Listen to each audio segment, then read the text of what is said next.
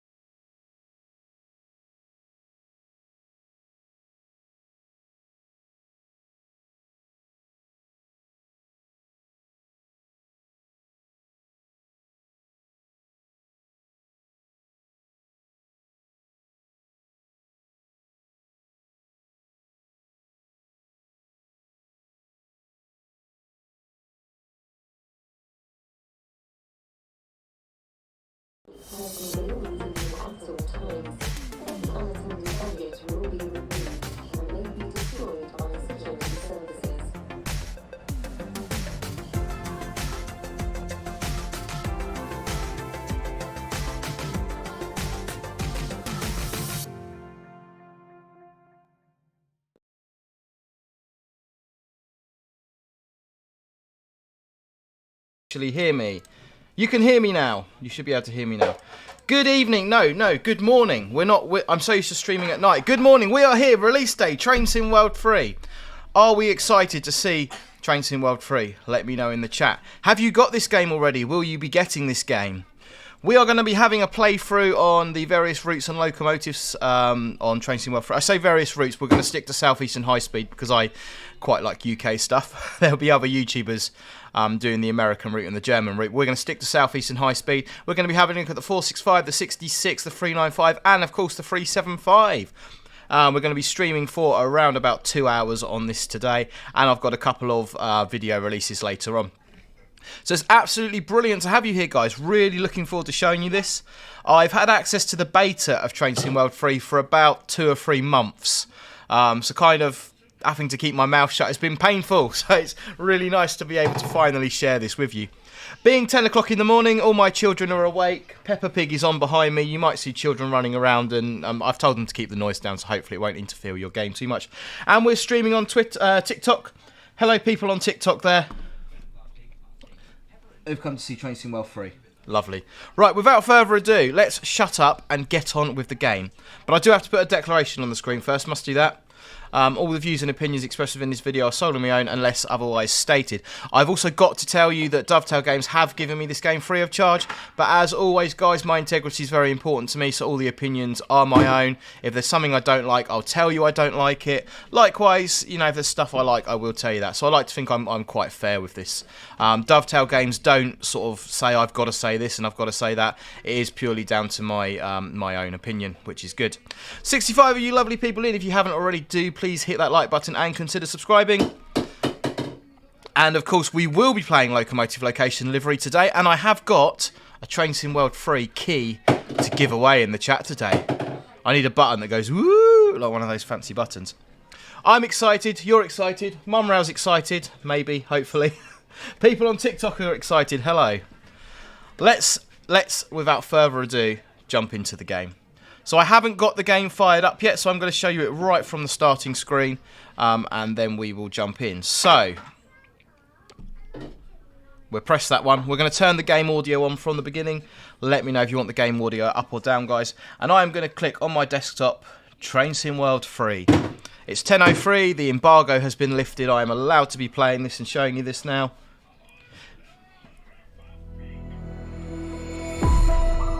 This is what it looks like.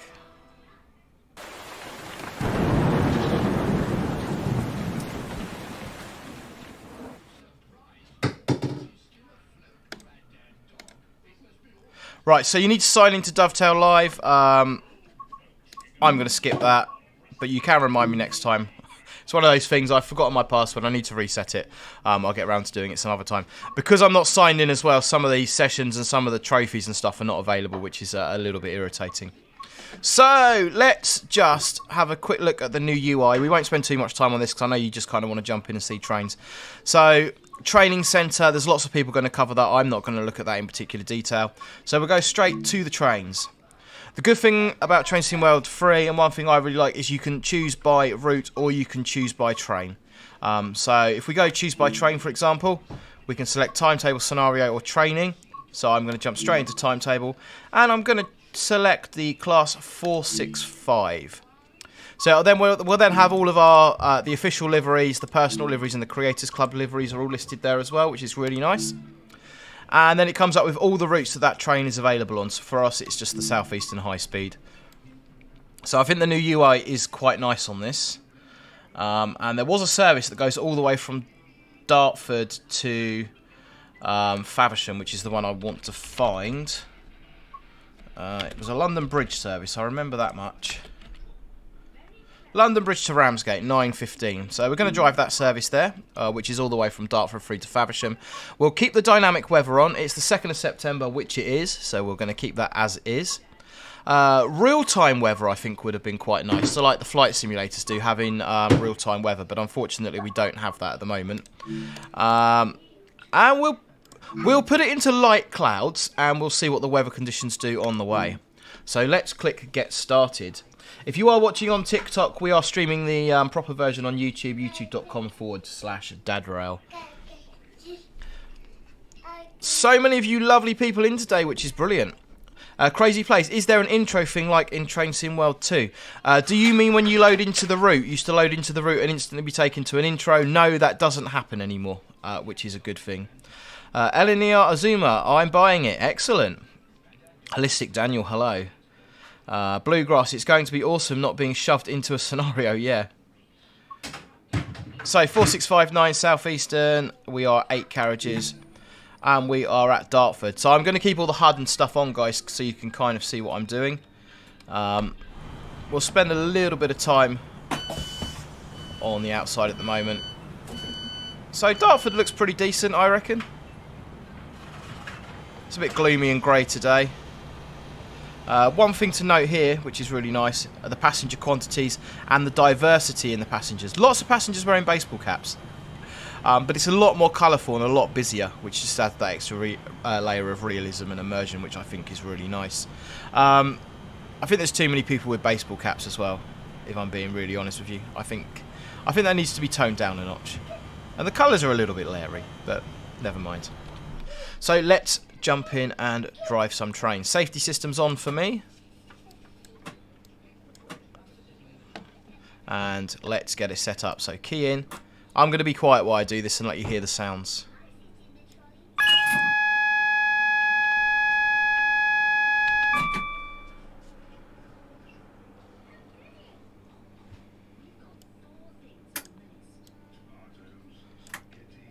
And into day running. The PIS works on this now as well, but I haven't played around with it. But the PIS does work. There you go, Ramsgate via Faversham. That works internally and externally as well. Unlock doors.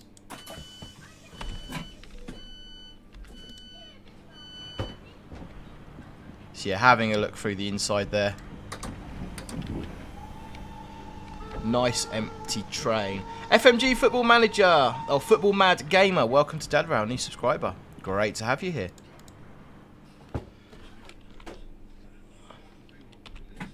So the driving position in the 465 has changed. We're sitting slightly higher up. I personally think this is a nicer driving position though. That's just my opinion. So let me know if you want the game volume up or not, guys. I can do that for you. BDL Train Spotter says, is Dartford a terminus station? It is not, no. You can carry on from Dartford towards London via, you can go via Sidcup, you can go via Barnhurst, or you can go via Woolwich. So there's 3 routes to London from Dartford. Right, into forward. Let's get going. 20 leaving Dartford. I do sign this bit of route as far as Who Junction, so I've got no excuses for poor driving. And we're off to Greenhive. Let's have a look at the timetable. So we're stopping at Greenhive, Gravesend, Strood, Rochester, Chatham, Gillingham, and then faster Faversham. So we should get a little bit of high-speed running going on there as well. Let's drop a little bit of braking. Yeah, so we're 20 coming out of here. Train sitting in the sidings, which is always nice to see. It's a nice... Like I say, the thing that impresses me most with this is the lighting and the updated weather and the dynamic weather. You go into tunnels and you don't get that flickering and that glitching out anymore. The scenes are a lot brighter, the shadows are a lot better, there's more contrast. It looks really, really nice. We are speeding though, which is not good.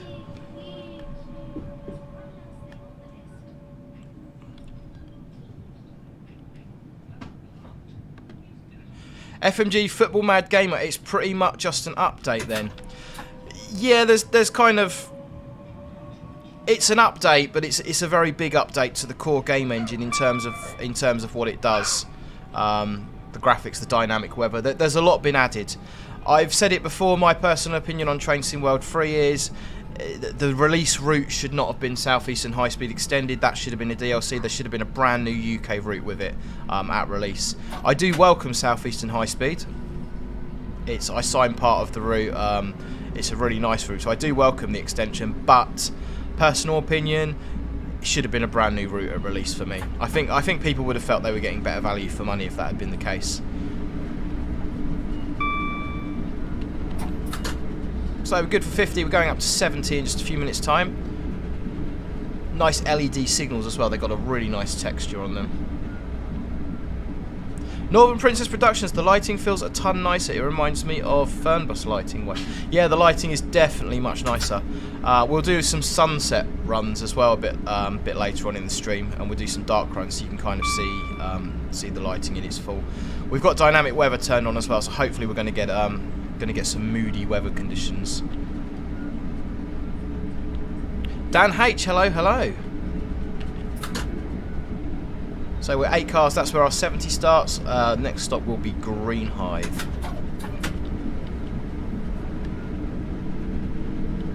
JR, Jaden Railways, Dovetail or whatever they're called, just want money. Yeah, I mean, the way I would answer that is if you don't like the product, don't buy it. They are game developers, their job is to develop games, they need to get paid and they need to eat.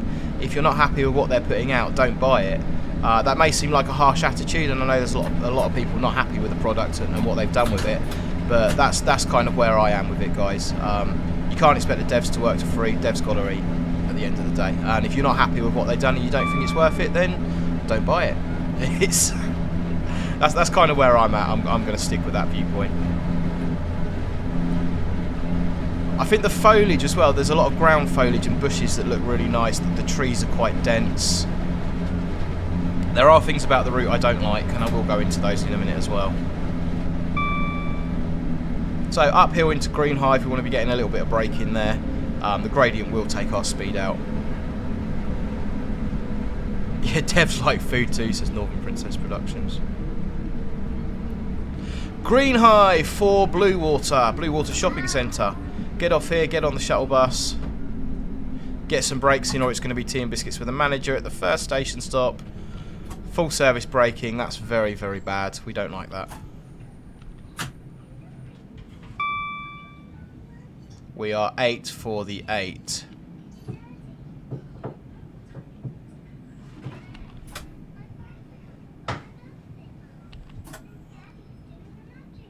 Okay, so no stop car marker. So we're a DOO service. We want to be stopping on those monitors. So we want to make sure, for sake of realism, we can see the monitors outside the side window. So we're on 8-car train. We're on the 8-car mark, which is missing, and the doors are on the left.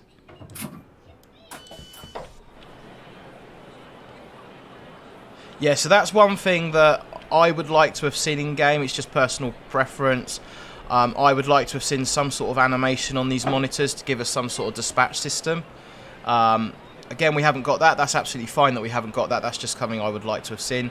No stop car mark though. That's kind of schoolboy error in my opinion.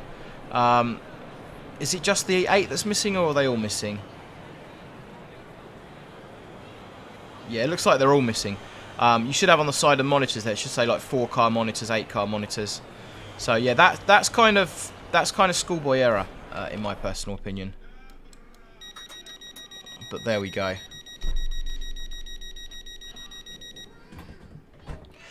Where's Will? Like train drivers always want paying, they should do it for free as a public service. Do you know what? I'm surprised train drivers do get paid, because there's enough people that want to drive trains and would happily do it for free. Right, Green Hive, we're off to Gravesend is our next station stop. So we'll just see the lighting as we go into the tunnel here at this Green Hive tunnel. Offside signal there as well, which is correctly modelled. And you'll kind of see what I mean with the lighting. It's vastly improved sort of in the tunnels and stuff.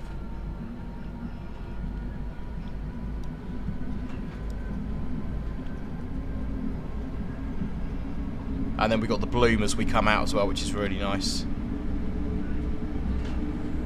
Which has not been overdone. It's not subtle, but it's not been overdone. It's quite nice. It's a really nice effect.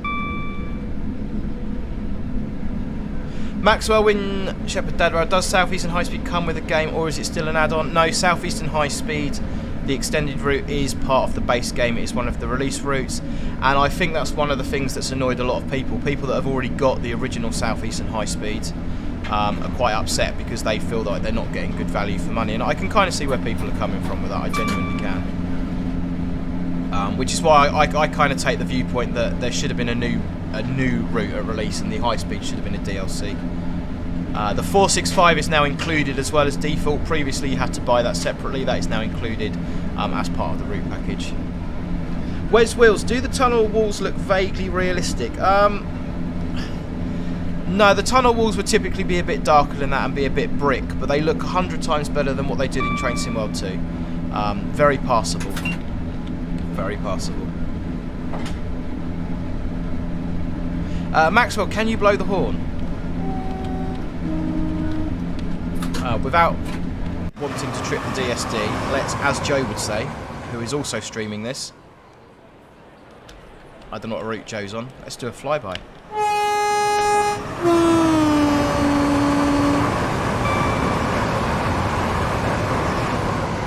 As we come through Northfleet there. So we're good for 70 at the moment. It's showing me as a 20 there, which is a bit weird because there's a 30 coming into Gravesend. Possible we're going to change platforms at Gravesend, that may be why it says 20. We'll see when we get there. Mamma Mia, hello, welcome to the stream. trying to keep up with your chat, guys. If you do have any questions, do post them, and I will try and answer them. Dad Rail, the shadows on the rails, is that due to your graphic settings, or is that just how it looks? How do you mean the shadows on the rails? I mean, I think the rails look pretty decent there. You can see the kind of reflection of the train.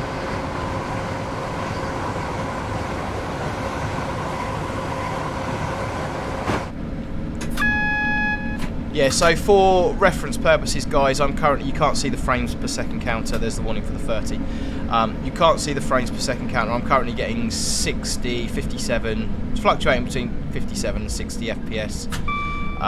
My computer spec is an RTX 3090 Intel i9 overclocked to 5 GHz and 32 gigs of DDR RAM.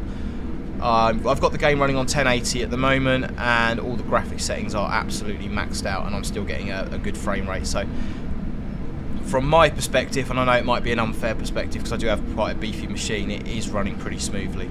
Also, I'm streaming as well from the exact same computer that I'm playing the game on, and I'm going to bust the 30 because I'm talking and not driving.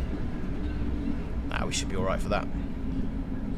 So we got a D. That is incorrect. That signal does that used to show a D at the old Gravesend station. That signal would give you a 0, 1 or a 2 in reality. Now you would not get a D off of that signal. So the route indicator on that is slightly wrong. Hey, it's starting to rain. The way the rain looks on the windscreen, I think is lovely. So we might get some umbrellas as we come round the corner into Gravesend. People have not got their umbrellas up just yet. It does take a little while from the rain commencing to people getting their umbrellas up, I've noticed. And it's possible that if they've been caught out, they haven't got their umbrellas with them, of course.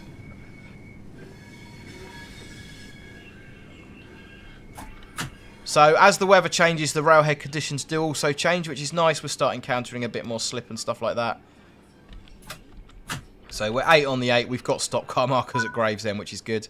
3-step check, as it says there. So we're an 8-car train, 8-car mark, and the platform is on the left. Let's have a little look. Yeah, it's not raining particularly heavy at the moment. Sort of have a little look on the external view with the rain. You can just about see the raindrops bouncing off the platform there, which is quite a nice touch.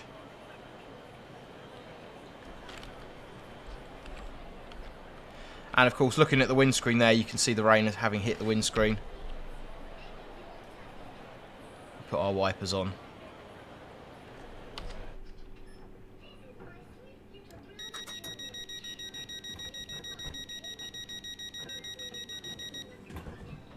Wes Will, I really like the dynamic weather, or it does always seem to start raining. Welcome to the UK, I guess. I have the weather set to light cloud or heavy cloud at the beginning, so there's a greater chance that it's going to start raining. So if I go straight to 4 now, we might get a bit of wheel slip going on there as well, because we're now on a wet rail, which is quite nice. So we're 30 leaves in Gravesend, then we're going to go up to 50 and then up to 70. Our next station, I believe, is going to be Strood.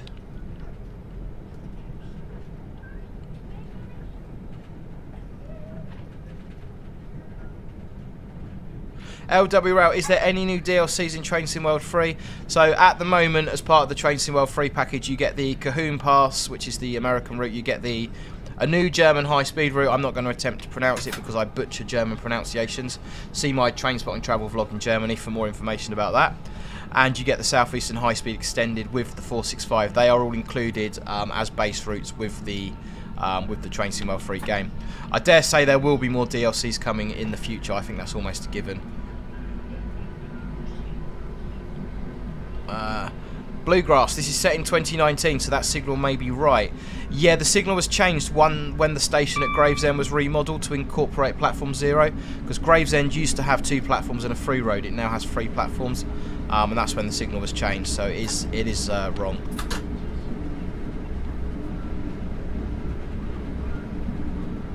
To be fair, I probably should have fed that back in the beta to the devs, and they probably would have sorted it, because one of the signals near Who Junction was wrong as well, and I fed that back, and that was updated. So that's probably my bad for not telling them about it sooner.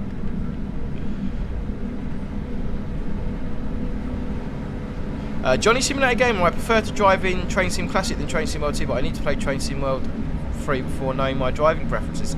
So in terms of driving physics, I think Train Sim World 3 is very good. So if this is the first video you've seen by me, I'm a freight train driver and a former passenger train driver. Yeah, so from a driving physics point of view, I think this is very good. The 66, which we'll have a little go on in a minute, is vastly improved. It feels good to drive now. It feels very nice. We will have a little play on that. Ganesh, hello from Italy. GJ Barnard, and Spirit of Steam has been upgraded for Train Sim World 3. Yes, and Southeastern High Speed Extended has Spirit of Steam levels on it, layers on it. So there are 2 Steam services on Southeastern High Speed Extended. There are 2 Steam charter services that we can play. We could do those a bit later on if you want to as well, guys. Jack, HST Productions, the stop car markers are high and are in the wrong place, not far enough down the platform. Some of your train ends up hanging off the back. Also, there is no 6 car mark at Strood on the up line. Yes, there's a couple of little things like that. There was in Train Sim World 2 as well, and that's, for me, that's kind of schoolboy error, you know. That's bread and butter stuff, making sure you got the right car markers. So I'll try and feed that back to the devs the best I can as well, guys. So currently frame rate's dropping off a little bit now, currently getting about 40. So here is one of my big gripes with the game. That's my son in the background, to apologise. One of my big gripes with the game here, Who Junction does not look very good. A little bit disappointed by that. It looks better than it did in Train Sim World 2. It's very well populated, which is nice to see, although there's a little bit of artifacting on the 66 there. My biggest problem with Who Junction is the fact that it's on the same level as the running rail, when in reality Who Junction is slightly elevated, slightly above the running rail. So that's kind of my biggest issue with that. But it's nicely populated. Rafe the Train Spotter, hello and good morning.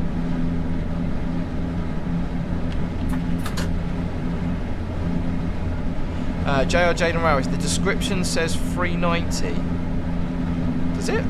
I'll have to have a look at that. Laurie Sleeper, yes, this is Train Sim World 3 that we're playing.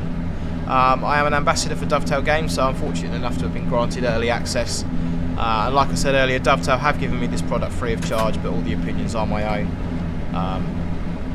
Overall, my review is positive, guys. My review is positive. So this is Higham, we're going to Higham Tunnel and then Strood Tunnel. We have umbrellas on the left. There's a lot more colour and a lot more life on the platforms, which is nice to see.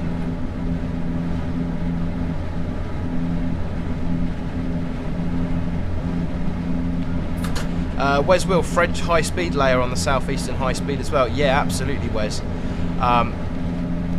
So you have got the, there's a couple of TGV, I think there's 1, maybe 2 TGV services on the high speed portion. Ken T, hello from Australia. Hello Ken, hello from the UK. Johnny Simulator Gamer, I will get it at 1800 BST. Matthew, I'm not sure how much it is. I think the base game runs at about £35. I think if you want the deluxe version, it's a little bit more than that. If you want access to it today, you will need the deluxe version in order to get early access. The standard version, I believe, is releasing on the 6th of September. So we can probably turn the wipers off now. Let's put the cab light on. Cab lighting is really nice. It's quite moody. Lots of nice shadows. Wiper off. Rafe the Train Spotter, I saw a spark on the 3rd rail.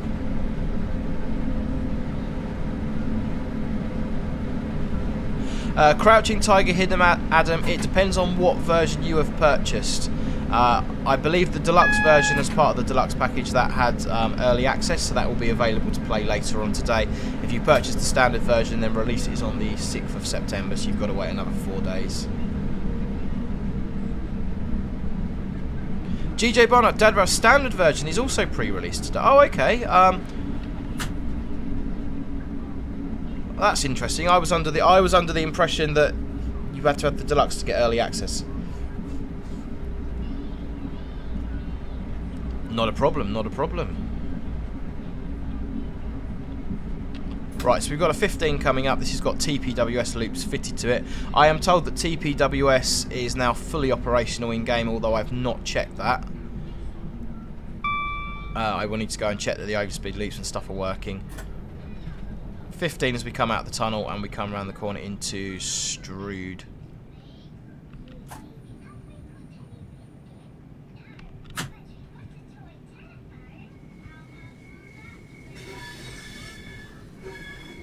And the way the rain reacts on the windscreen as well is also speed dependent. As you noticed when we were going a lot faster, the rain was kind of running off to the sides, whereas now we're going slower, it's just kind of sitting there, which is really nice. So let's get some wipers back on.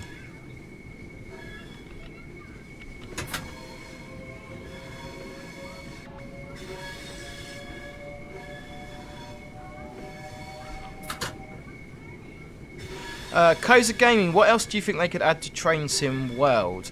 So in terms of the actual game, some of the things I would like to see in Train Sim World, whether it's a DLC or whether it's in a future release, I would like to see some sort of dispatch system. So having working DOO monitors would be really nice, or having guards on trains, so all the dispatch is taken care of as it would be in the real world. So, sorry, it's my son in the background. Having more platform train interface stuff I think would be really nice. I would like more ambience on the stations, possibly with announcements. A bit like you've got in SCR, I think would be really nice. Maybe not as much as you've got in SCR, because it can get a bit annoying. Multiplayer would be a welcome addition. I would like to see more on-train system simulators, such as GSMR radio. Stuff like that would be really nice. We're into neutral. We are an 8-car monitors platform on the left.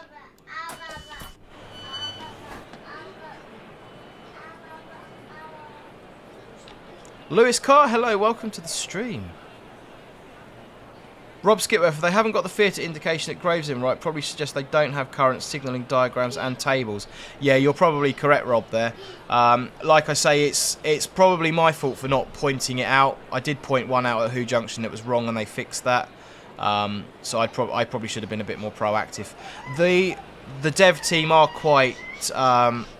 They do take feedback from the beta testers and stuff, and they are quite good at acting upon that.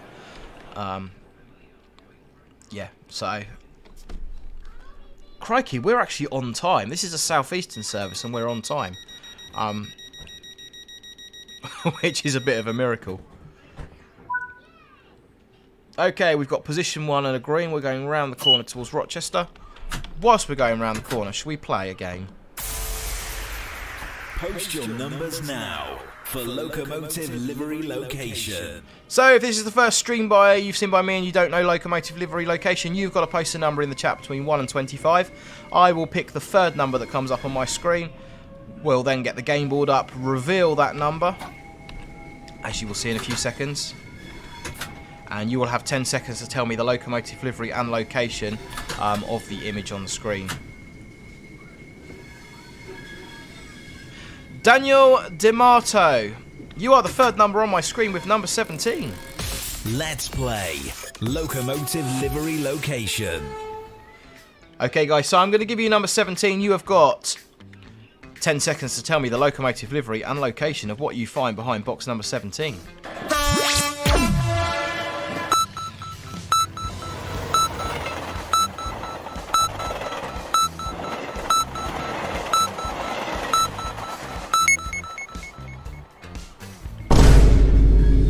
Let me know your thoughts on that as we come across Rochester Bridge. So one of the things to note here, the water looks much better. It's not static, it's actually got a little bit of movement to it. I am speeding as well. because I wanted to get a flyby shot. Which way's the train going?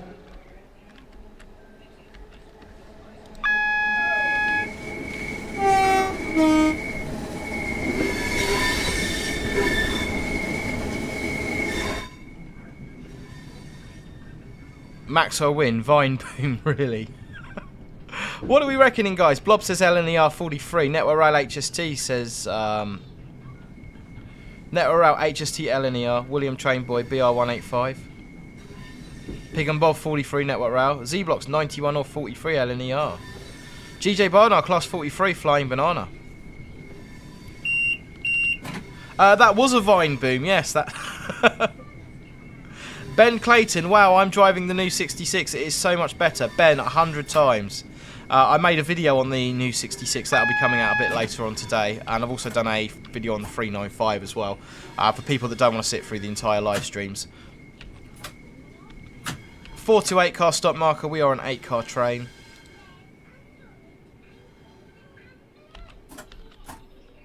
And we are 8 on the 8. Into neutral, doors on the left.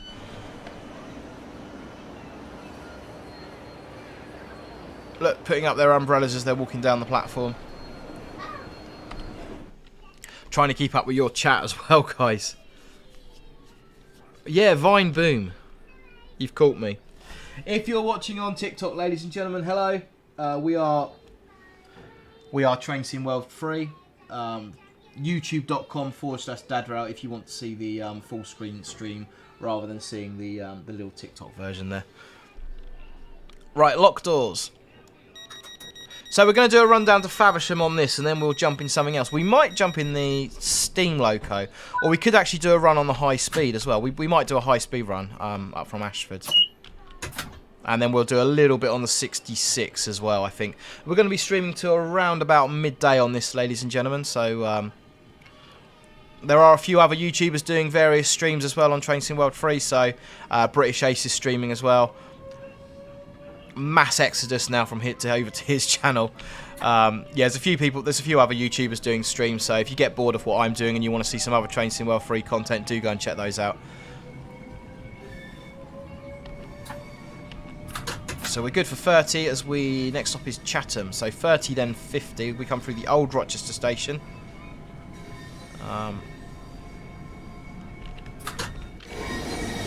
Let's get a flyby shot from the old platforms. The old platforms are looking... Oh, why can't I move it? It's not letting me move. There we go. The old platforms are looking quite overgrown and quite nice.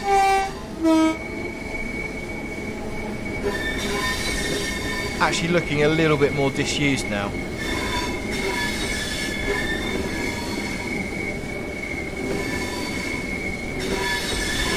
Jonathan Holmes looking much better than Train Sim World 2. Oh yes, Jonathan. Oh yes, 100%. Dan01, has that feature with the umbrellas always been there? No, that is new to Train Sim World 3. There was a running gag that Train Sim World 3 was the umbrella update. So is this Fort Pitt Tunnel, this one? Hey, I don't sign this bit of route, so I'm just blagging it. Yeah, Fort Pitt.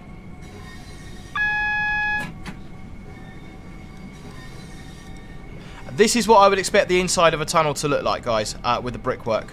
I think the lighting is probably a little bit bright on the front of the train, if I'm being honest, but the texture on the tunnel wall is really nice. Signals in tunnels normally on the ground like that one is, and the green aspect would be at the top as opposed to at the bottom.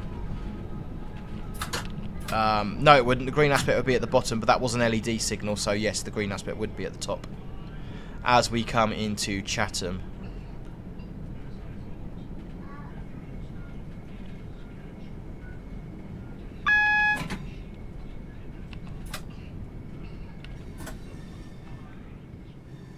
Getting a lot of adverse signalling as well, which is quite nice to see. We should be stopping there. We've missed the monitors. We are an 8-car train, 8-car mark. Doors on the left. Post your numbers now for locomotive livery location. So 106 of you lovely people watching the stream today. That is brilliant. If you haven't already, please do hit that like button and consider subscribing to Dad Rail. That would be brilliant. If this happens to be the first video you've seen by me, then my name is Richard and I am a freight train driver and a former passenger train driver based in the southeast of England. I'm also a father to 4 wonderful children, which is where the Dad Rail name comes from. All of my children have no interest in trains though. So... lovely. Where's our next stop after this? Is it... right. Let's do an outside departure. And I'll let you listen to the sounds on the train. I'll stop talking for a minute as we depart.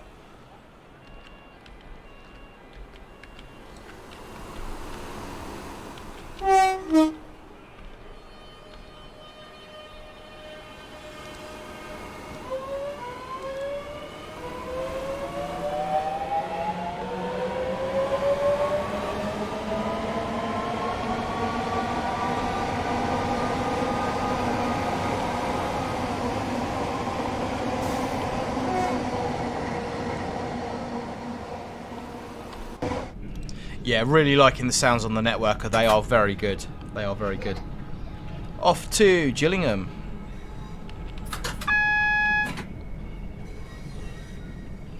Banner repeater. That is a tri-state banner repeater. We know that because of the icon on the signal plate. So if this signal was green, that banner repeater would have a green background. 2 yellows. We are good for 50. We're on 2 yellows. We're going to get it up to...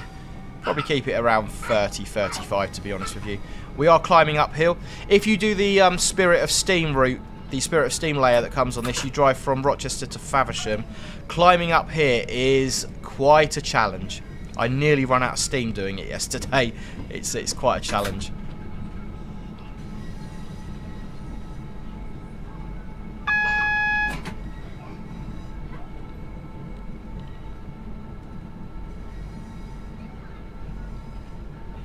Yeah, Rob, you're completely right about the lighting in the tunnel there. It should cast further forward and not light up the sides and the roof so much. I'd completely agree with that.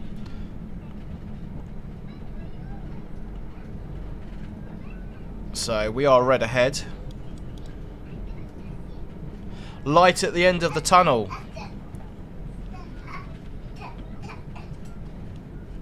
I do apologise, guys. I normally do my streams at night at 8:30 after my children have gone to bed. I've got little and awake at the moment. This is the whole Dad Rail thing coming to life now. It's my 3-year-old who likes trains. He's the only one that likes trains. Right, we are red ahead. I can't see the signal at the moment. It's 500 yards away.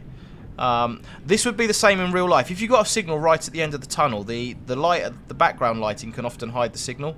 That's quite a common thing, something you have to be a little bit careful of. Approach control, yeah, it could well be, Chegg, could well be. Approach control signals are implemented in-game now. As train drivers, we are told that approach control signals don't exist. Obviously, they do.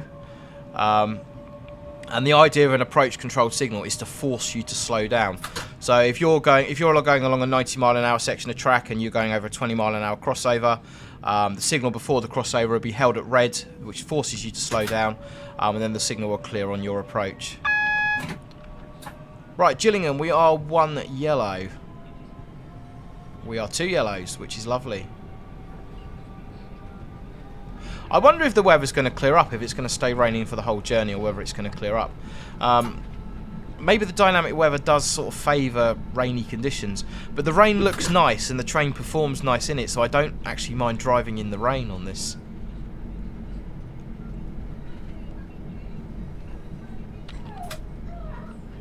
I should have turned the dynamic braking on as well, shouldn't I? Kotono Shiomo. Sorry if I'm butchering your username there. Welcome to Dad Rail, new subscriber. Great to have you here. 6 to 8, that's where we want to be stopping. Overrunning all the stop car markers today.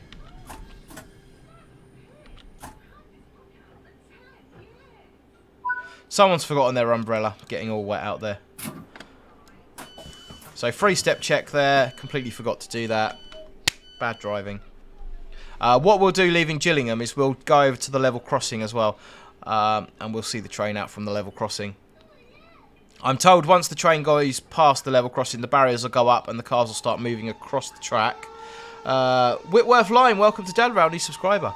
And apparently if you are on foot and you stand in front of the cars, they toot their horns at you, which is quite a nice little touch.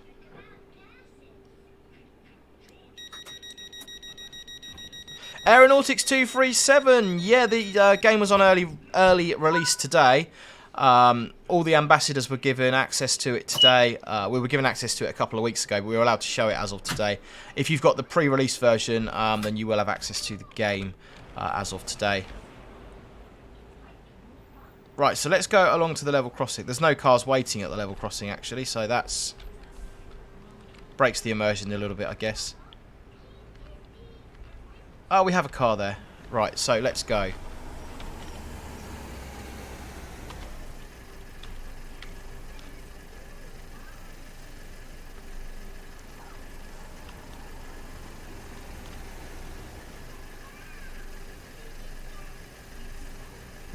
No working wipers on the cars, though. That's very picky. I think the fact that we now have cars driving across the track is really nice. Right, let's be quiet.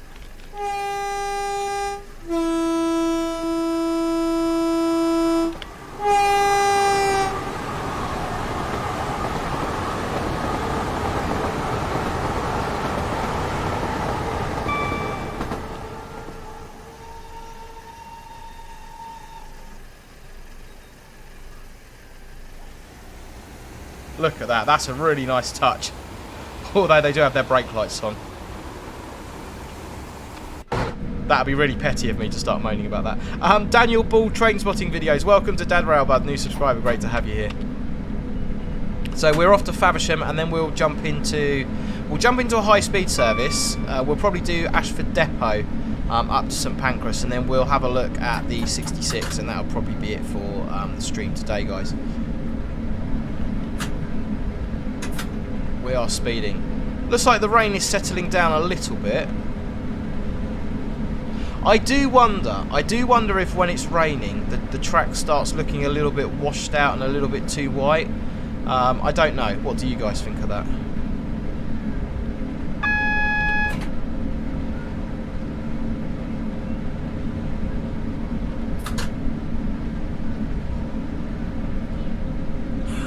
Every time someone becomes a member, I think it's the Steam Rail Tour. The sound effect that plays when someone subscribes to the channel, I can't force play it, unfortunately, but the sound effect that plays is off of a triple header at the Spa Valley Railway. So there was I can't remember what trains were on there, but there was a triple header at the Spa Valley Railway. I recorded it with my drone and also had an audio recorder at the same time, and that's where the sound effect comes from. Right, let's get some braking as we are now running under yellows. Yeah, great to have you here, Daniel. Always good to have new subscribers. Welcome to the stream, bud. Matt Plays TV, good morning. Rob Skipworth, taken 3 iterations of Train Sim World to implement something that was in Rail Simulator in 2007. Yeah, what can I say? Right, 1 yellow.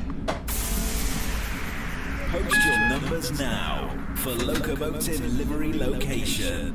So guys, post your numbers in the chat between 1 and 25 for locomotive livery location. If you don't know how the game works or you're new to the stream, just go along with it. You'll be fine.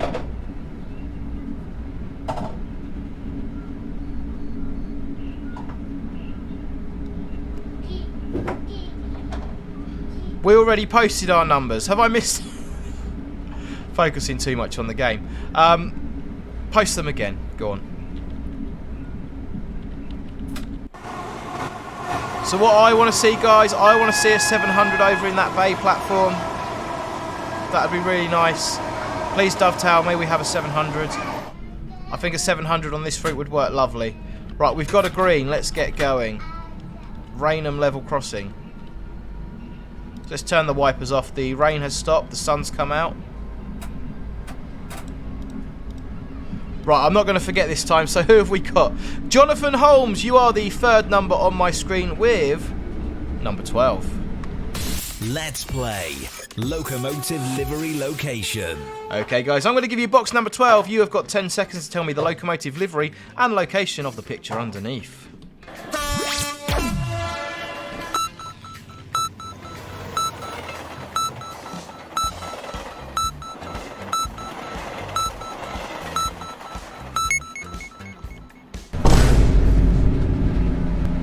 Yeah, as you say, Jonathan, it would be really good having the 700 because you do have two routes it can run on. Obviously, you've got the Southeastern High Speed and you've got the London Commuter, which are ideal routes for it. So I'm a beta tester ambassador for Dovetail Games. I've got no inside information on this.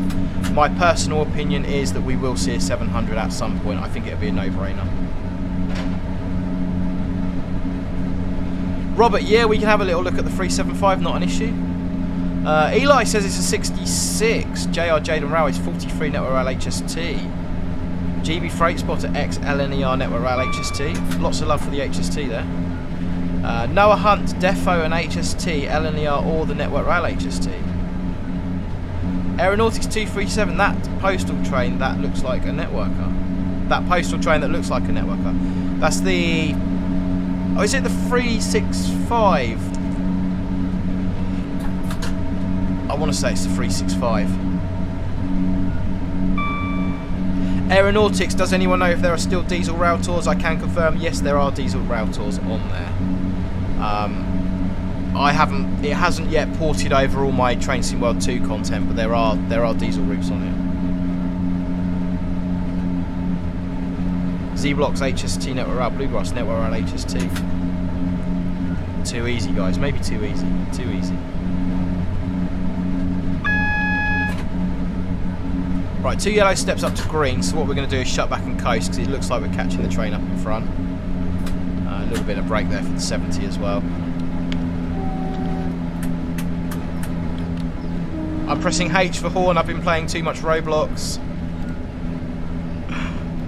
Let's put that back to day running. Too much Roblox. H for horn. Yes, as well as the Train Sim World stuff, guys, we do SCR Roblox.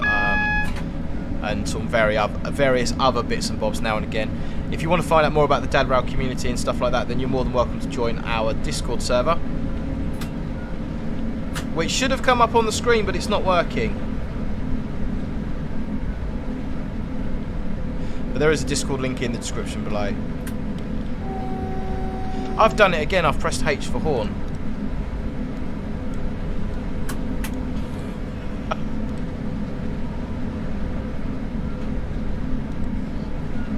It's nice that we're running under cautionary signals. I do like that. It's a nice touch.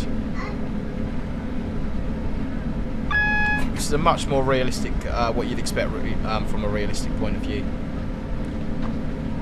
There we go. It's working now. Yeah, Discord link in the description below. If you want to find out more about the DAB community, head over there. Hang out. It's pretty chilled. We talk about planes, trains, buses, life in general. There's an SCR section, simulator section. We've got various members of railway staff who keep diaries over there as well as UK train drivers as well as international train drivers, station staff, that sort of thing. So yeah, quite a nice friendly community, and you're very welcome to come over there and join us.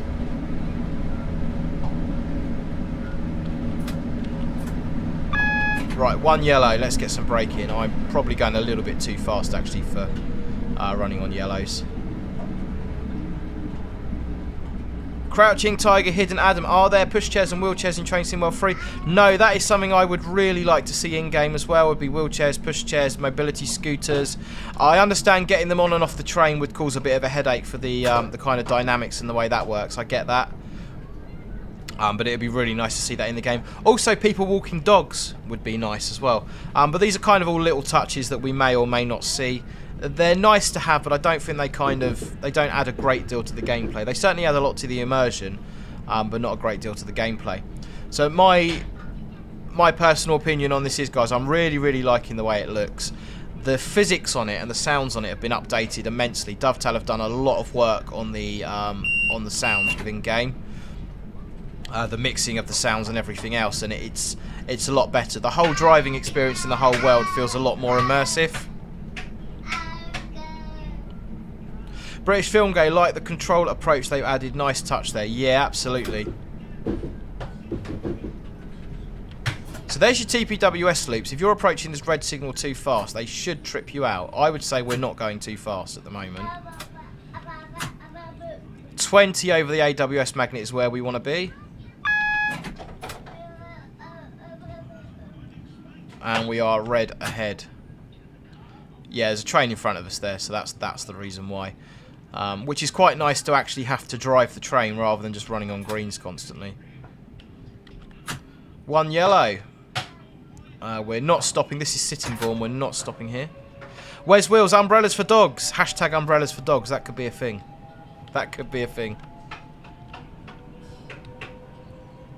If, ladies and gentlemen, you're watching on TikTok, don't forget you can visit youtube.com/DadRow. We are streaming Train Sim World free. It is release day, early release day. Robert, isn't it 15 over the magnet or 20? Robert, it depends on your individual company's operating instructions. The company I currently work for, driving freight trains, our operating instruction is 10 miles an hour over the AWS magnet. When I worked for Southeastern, it was 20 mile an hour over the magnet. But it is no more than 20 mile an hour over the magnet. In the London area, sometimes the magnets are very close to the signal. If you were doing 20 over the magnet at like Waterloo East or London Bridge, you'd spad the signal. So it's no more than 20, but it does depend on your individual company's operating instructions. 1 yellow. We'll keep going nice and slow. We don't like chasing red signals. That's never a good thing to do.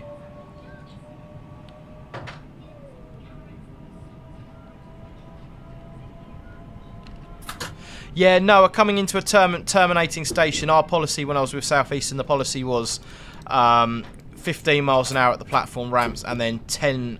The TPWS loops approaching buffer stops at terminal stations are set for 10 miles an hour. So if you go over those any faster than 10 miles an hour, you will trigger the TPWS. So we used to say nearer 5 than 10 was always good. Jam Man, damn, this game looked good. It is a vast improvement on Train Sim World 2. Graphically, it really is, guys. Gameplay-wise as well, it feels a lot more realistic. Train Sim World, Jamie, hello! You all enjoying the game, bud? All good, all good. We're saying how atmospheric it looks, and how there's so much more immersion in the game now.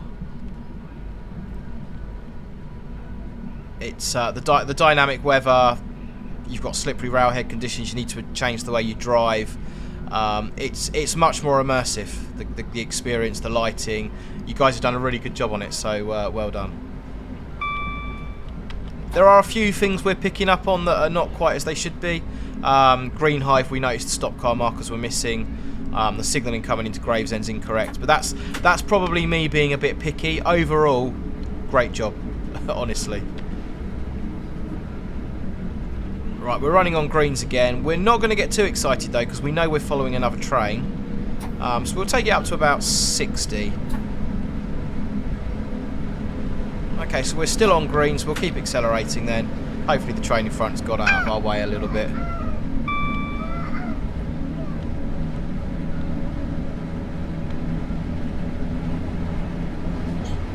Matt Plays TV, hello. Yeah, no, really enjoying it. Thanks, Matt.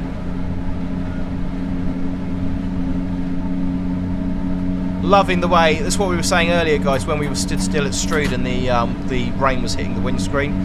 It was static. And now, of course, we're travelling at 76 miles an hour. We can see the effect of the rain there. And I believe that is affected by wind as well. So depending on what the wind direction is, will depend on how the rain on the windscreen reacts. But that's nice. That's nice. I like that. Oh, lightning. Did you catch the lightning? Crazy Killer, I have not tested the TPWS yet, but as far as I understand it is fully implemented, so it should do. I'm trying to have a half decent drive at the minute, so.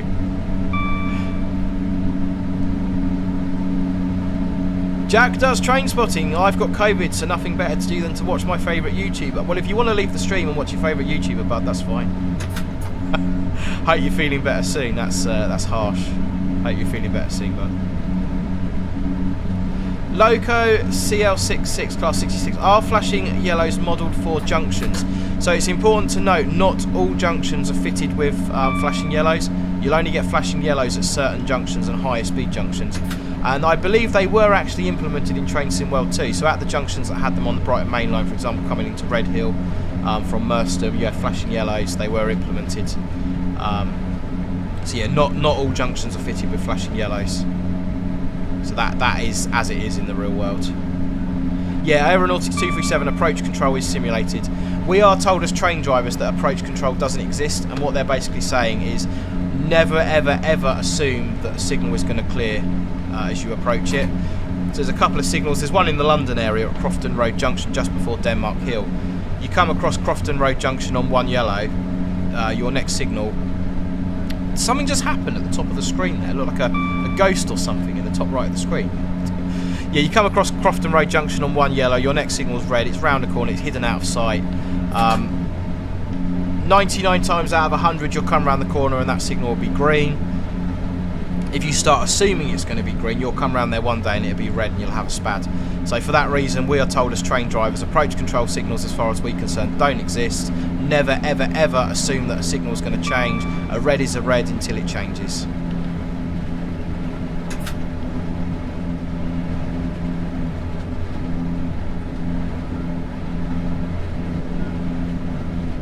Gas Dash, how many developers are there here?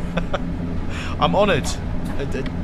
Developers doing the rounds, getting your feedback, guys. It's pretty positive from me. It's positive from me. Floating passenger, yeah, that was interesting. That's a bit like one of my SCR streams when people start jumping in front of the trains. We tend to have people doing that in SCR.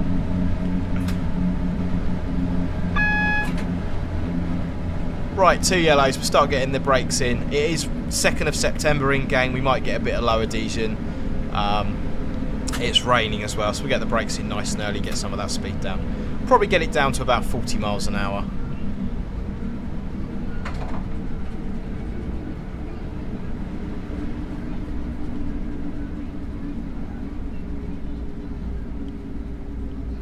Yeah, that'll do us. Paul Crease, morning. Listening and playing at the moment and can't get the brakes off the 66. Probably doing something very silly. Help. Right, so you need to press and hold the brake release lever, Paul. Directly in front of you, you'll have a big gauge that says train pipe on it. That should be showing 5 bar. If that's showing 5 bar, 1 yellow, you've then got an indicator to the left which looks a little bit like that. If that is at 0, then your loco brakes are off. If that is not at 0, then you need to release your direct brake. That's about as much help as I can be without seeing the problem. Like I say, guys, dad row, morning, children, that's why most of my streams are at night. So I do apologise, but Train Sim World 3 release, too good an opportunity to miss.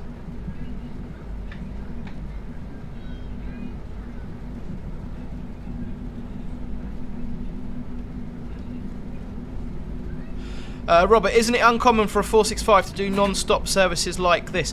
I believe it is, yeah, and it goes all the way to Ramsgate. I don't know if that is a thing in real life or whether that's just been put in so we get a decent run with the 465.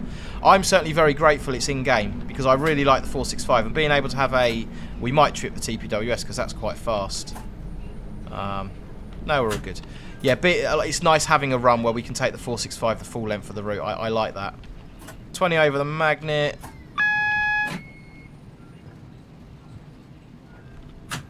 What we'll have to do, guys, is load up a route and go hammering towards a red signal and see if the TPWS takes us out.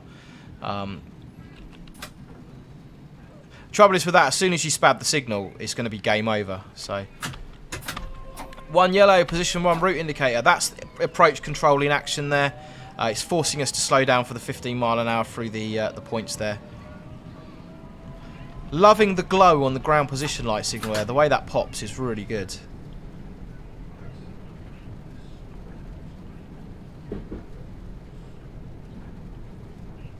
Cheers, Richard. Doesn't seem to want to play. I'll just turn it off and on again. That's what we do in the real world. If something doesn't work, turn it off and turn it back on again. We do the same with trains. 375s in particular with the computer. If you had a fault with the train, the first thing you'd do is reboot it, turn it off, turn it back on again. Those things used to run on Windows 95, and I'm not kidding you. Right, so I said it was 15 through the points, and I still managed not to do 15 through the points.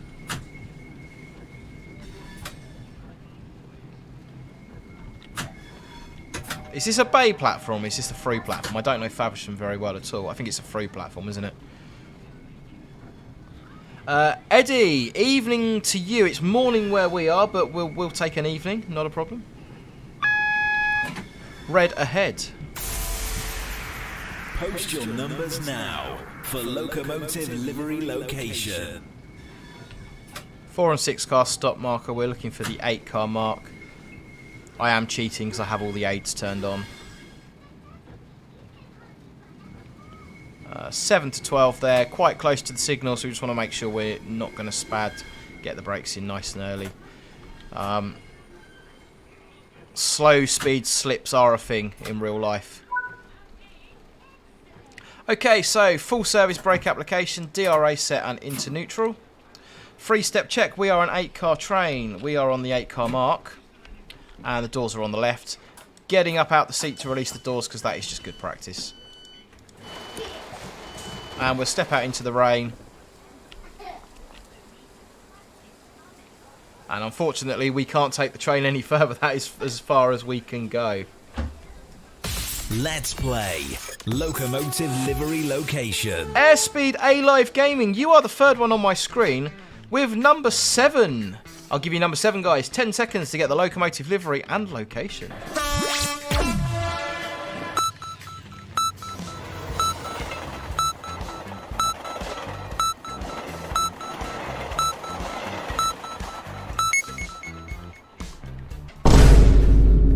Lots of people, I think, have got the locomotive and livery right on this. Might need some of those outside boxes to get the location there. We'll see, we'll see. Yeah, a little bit of overspeed there, nothing too bad. But a gold medal, we'll take that. So, shall we do a javelin run? Shall we do a run up from Ashford? I think that'll be a good thing to do. We'll do a run up from Ashford and then we'll have a look at the... Someone wanted to see the 375 and the 395 as well. So, let's go back to the main menu. 120 of you lovely people watching. If you haven't already, please hit that like button and consider subscribing. That would be absolutely brilliant. So we can pick by train or pick by route. So if we choose by route, obviously we've got our route options. We don't want to exit train. Southeastern High Speed, timetable, class 395. So I think the user interface is much better and it's much easier to find things. And the fact it doesn't chuck you straight into a scenario is very nice indeed as well. So we want to start at Ashford. What's that? Margate to St Pancras International. Drive that from Ashford to St Pancras. We'll go November. And we'll put heavy clouds in. Actually, we'll go December and put heavy clouds in. Now, what I'm led to believe is rather than rain... Yeah, it's not even giving me the option for rain because we're in December. Look, it's coming up as snow. So if we put... we got a heavy clouds option there. We'll put light clouds in and we might get a bit of snow going on, which will be quite nice to see. Let's jump in. That's a good point, Paul, as Aeronautics 237 said. Did you put the key in and put the reverser to forward? It could be that you haven't got the key in, which is why you can't get the brakes out. Oh, excuse me, guys.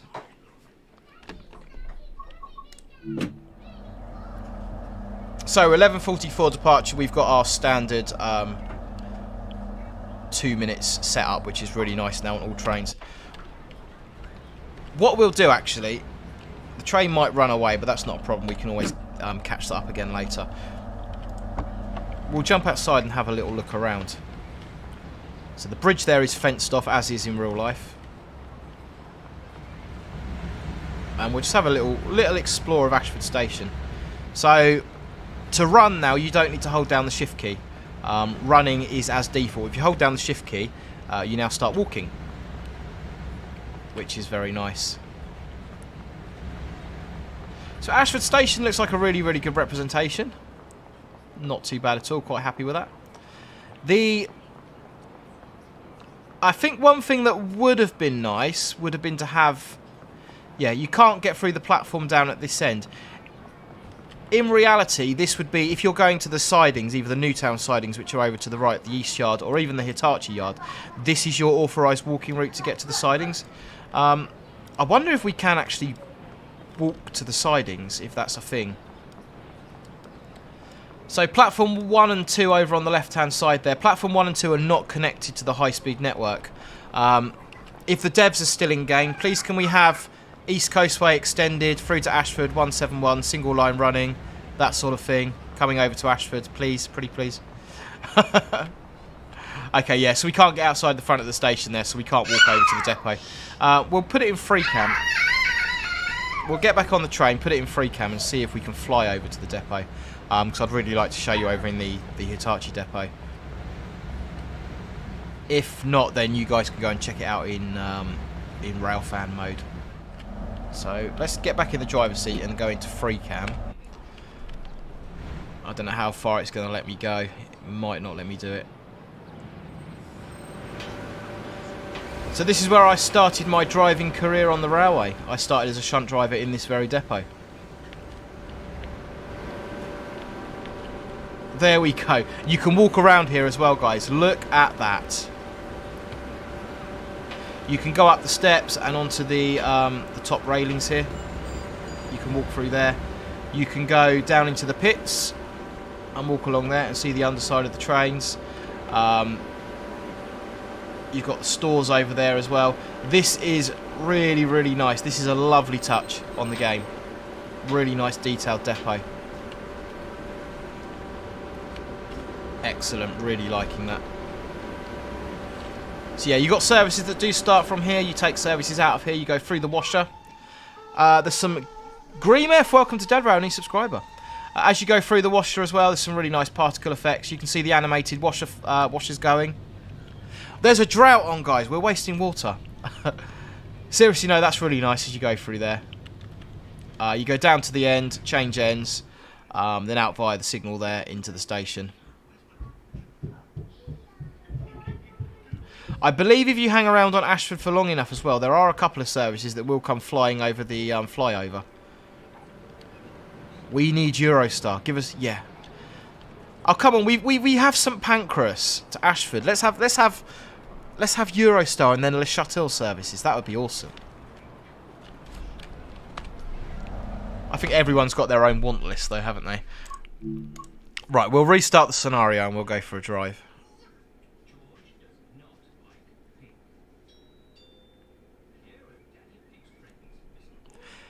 Paul, not touch the EMD, just jump straight in on the training school free roam on the 66. Sounds like you're having fun with that, Paul. Just trying to keep up with your chat, guys. We've got a lot of people in today. It's very busy, which is nice. The depot is fantastic. The fact that Hitachi's there reminds me of some modern Italian depots. Right, let's get this train set up and we'll go for a little ride. So as a rule, guys, safety systems are always left on. When you get in a cab, you never ever touch the safety systems. These are always left on. The only time a safety system would be isolated is if you've got a fault with the train and you're authorised to isolate it. So I've seen some people get out the seat and then take the safety systems off. As a rule, you never ever touch these. Obviously they're isolated as default in game, that's understandable. I can understand why they've done that, but as a rule you would never ever touch that panel. So as default, safety systems would always be turned on in the real world. Okay, key on.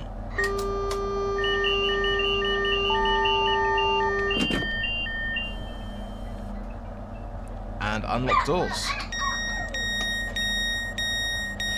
So again, one of the things I would really like to see, and I said earlier, platform train interface. It'd be really nice if we had some sort of display coming up here where we could see people getting on and off the train. When we close the doors then, that'll just give you an extra level of immersion. You can actually look at the screens, look to see if there's anybody boarding, press the button and close the doors. I think that would just give you that extra layer of immersion there. We're sitting on a red signal, so we need to set our DRA. DRA should be set when entering or leaving a cab. If it's been set when you leave the cab, you shouldn't need to set it when you enter, because it should be set. And into forward. Have I got anything else to do? Lights. Always forget the lights. Always forget the lights. And what we want to do as well is press and hold CTRL 5 seconds. We don't need to. We've already got line volts, so we don't need to be doing that. Right, lock doors. Locking doors against a red signal. That is actually very bad. That would be tea and biscuits.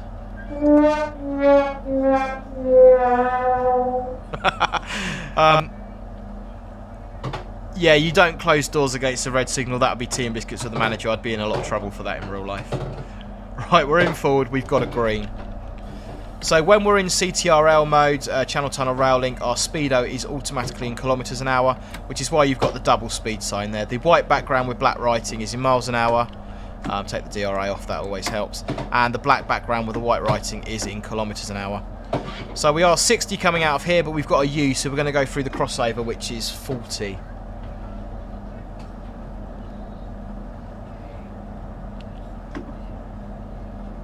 KVB and TVM. Yeah, KVB system there, which is working.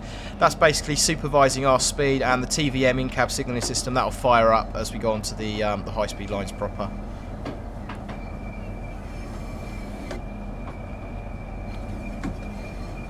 So I think at the moment, Ashford and St Pancras are the only places in the UK I know of that have the speeds displayed in miles an hour and kilometres an hour.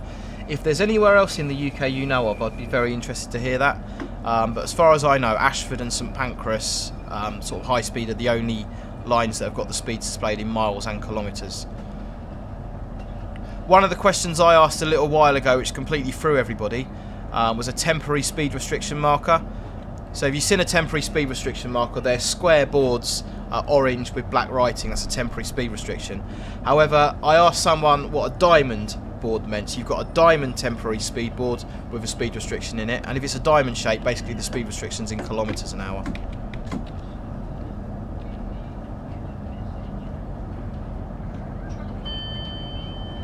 Oh, look at that! Mum Rail has bought the coffee. My voice was starting to go. Cheers, guys. That should be a Dad Rail mug. We do have Dad Rail mugs. Check out the merch store. We have locomotive location livery mugs as well.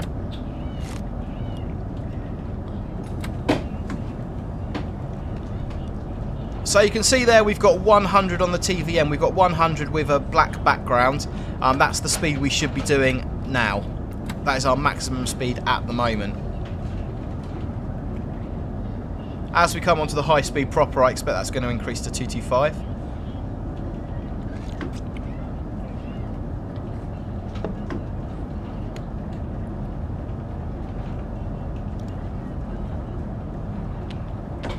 There we go, 225 all green. Let's get accelerating. Joshua Ritchie, Cambrian line has kilometres per hour speed signs. Thank you, Joshua, I didn't know that. Paul Crease, now got it in forward, brakes off, revving up and going nowhere. Paul, is the ammeter coming up? Have a look at the ammeter on the right hand side when you've got revs in. Is that coming up? If it's not, then on the pedestal where the control handle is, check the switch on the left hand side. It's called the isolation switch. Check that switch is in the up position.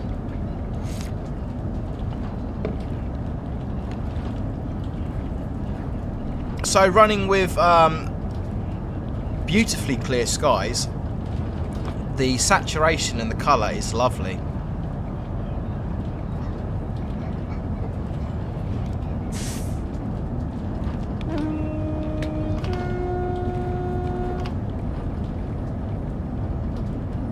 Train coming the other way.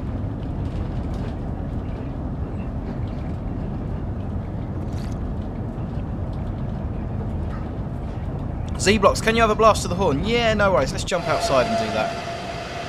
Look at that. Look at the colour and the saturation. And it's...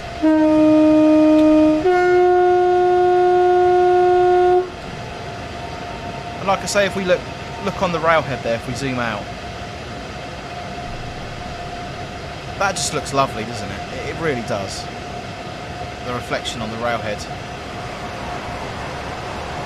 Hey, it's the Maidstone line service. That I never knew that was operational in game. You got the Maidstone line there, Maidstone East line, 375 going up it. Lovely. Maxwell says depot whistle. I've got to find it. It's on here somewhere, isn't it? There we go.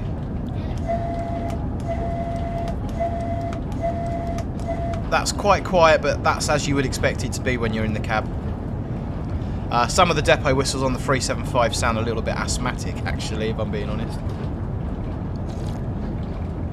Robert, why would it be an offence if you close your doors on a red? What they would argue, Robert, is if you close your doors on the red, it's a precursor to an operational incident because you've not maintained situational awareness. If you've got good situational awareness, you should be aware that that's a red and you're not to close your doors.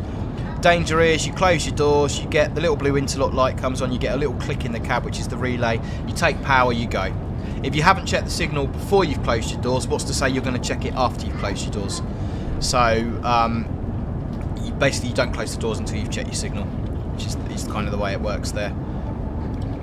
I'm hoping we're going to get a little bit of snow. I'm hoping the dynamic weather's going to kick in as we get further up the line.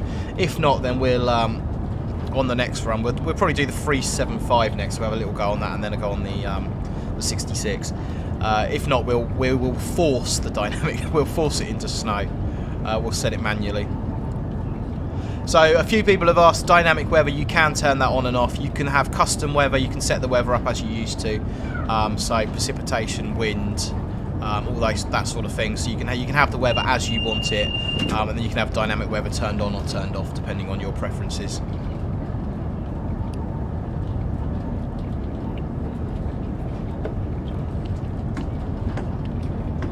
Matt plays. Which service is this, Richard? What are we on, Matt? This is where I'm a complete and utter noob. Oh, I can never remember how to do this. How do I get it up? It's not written up. There we go. Yeah, 1 Juliet 29 Margate to St Pancras International. So there's a lot of very harsh gradients on this route, which is common with high-speed lines. The lines are built to the terrain rather than the other way around. On a lot of classical railway lines, you've got deep cuttings and high embankments and stuff like that because railway lines don't like going up and down hills. Whereas with high-speed lines, they're built to maybe take one or two types of train, very specific types of train. So the railway kind of just follows the gradients, really. The gradients, the contours of the land. So there are times on this route where you're going uphill, you've got full power in and you'll start losing speed. Likewise, there are times you'll start going downhill really steeply and the speed will start running away with you. In order to maintain time on this, we do need to keep the speed at around about between sort of 215 and 225. So if you're sort of in the 220 zone, you're doing well.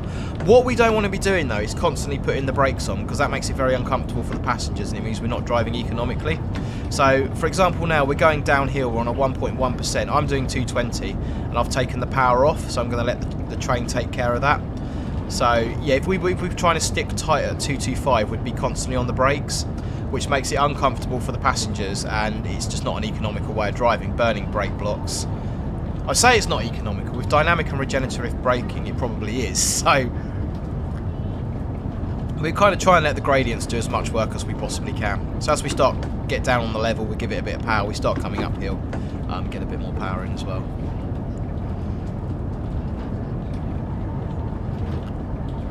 Good question, Matthew Rice. How do you know if there is a red or yellow signal ahead on these types of signals?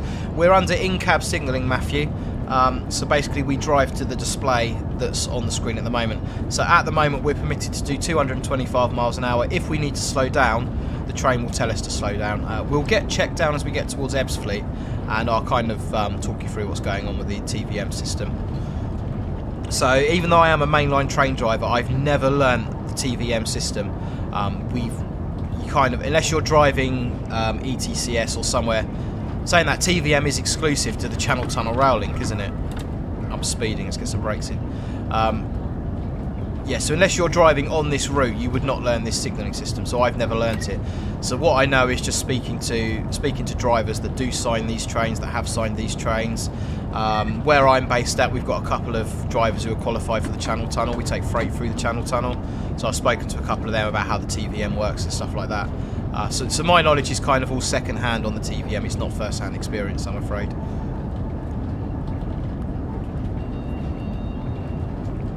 Also, Dad Rail doesn't have passengers. Do I not? Let's be really bad and get up out of the seat. I do.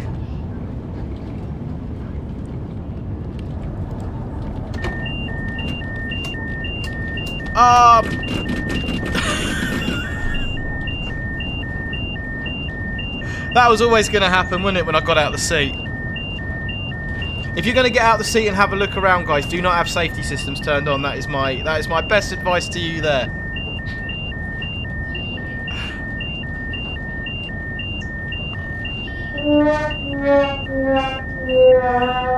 That's definitely tea and biscuits for the manager. But this is actually, guys, that was planned because I want to show you how to reset the emergency brake application on a 395. That was completely planned. So it's all part of the service here at Dad Rail. So what we do, into emergency and back off. So if you get an emergency brake application, what you need to do is push the handle all the way forward and then release it again. And that'll reset the emergency brake application and reset that horrible alarm. Hello signaller, blah blah blah blah blah. Good to go, carry on driver. Are you fit to continue? Yes I am. That proves, guys, that the DSD works. That was completely intentional. That's what I had in mind when I done that.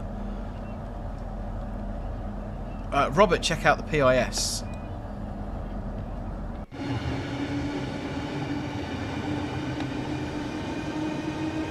Yeah, we've got coach numbers on the PIS now, haven't we? Which is really nice.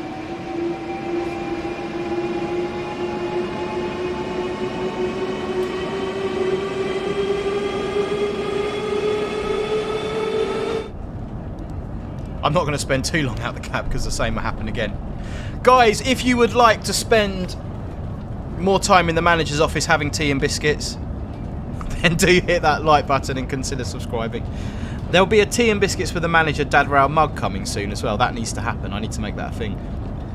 And if you are one of the 6 people watching on my TikTok channel, hello, youtube.com/Dad Rail if you've got no idea what's going on.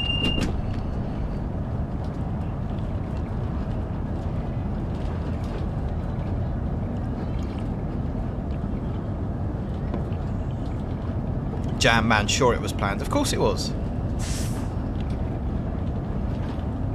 Dad Rail had used the Map P excuse. So as part of my duties as a train driver, I'm also what's known as a mentor driver. So when new drivers have finished their rules in the training school, they come out with me and they have to do so many hours actually out driving, and I take them out driving and teach them.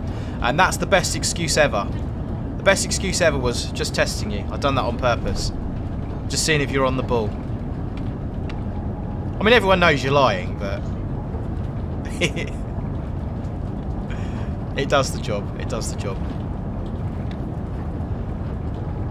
So I've got, for your information, guys, I've got 2 Train Sim World free videos coming out today. I've actually got one of the exact run we're doing now coming out, where I sort of talk a little bit more about the train and stuff like that without having the chat going on, obviously, because it's a video. And there's also one on the 66 as well, where I sort of talk about driving the 66. We will have a go on the 66 on the stream. We'll have a little go, and we'll have a little go on the 375 as well, before we finish up. We're going to be streaming probably through to about midday, maybe a little bit later. I've got a lunch appointment at 1 o'clock, so we'll be done by then. I believe this is called... I believe this is the North Downs Tunnel, this one that we're going into now.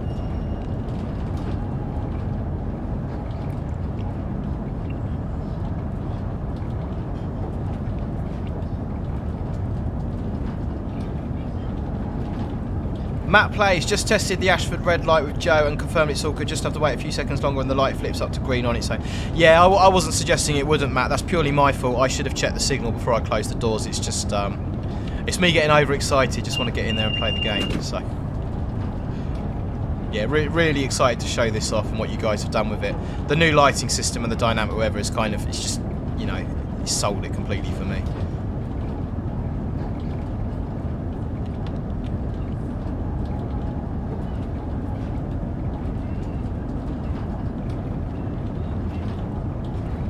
The bloom as we come out the tunnel here is really nice and atmospheric.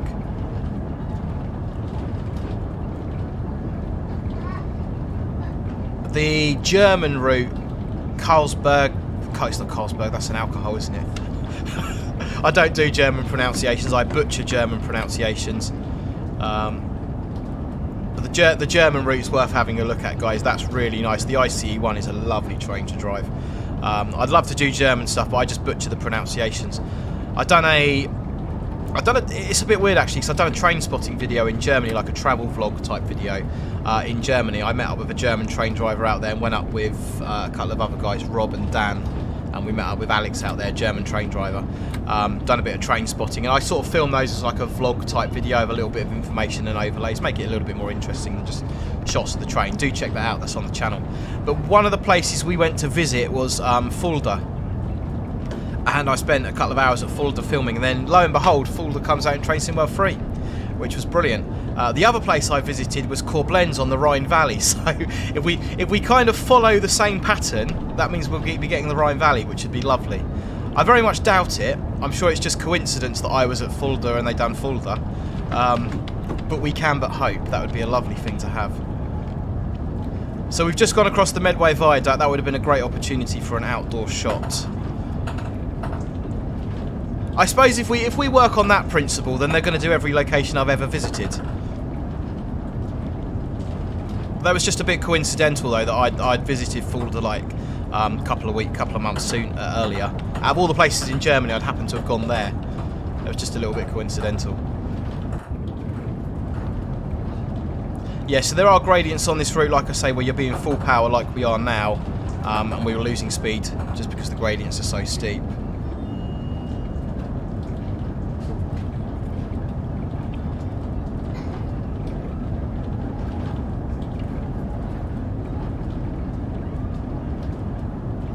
We should start getting checked down in a minute for Ebbsfleet. AJIO Animation Studios, the lighting in the tunnel is so nice. It really is. It really is. Chris B, this remake looks lovely. We just need the Wherry lines on Train Sim World 3. Everyone wants something, Chris. That's the thing.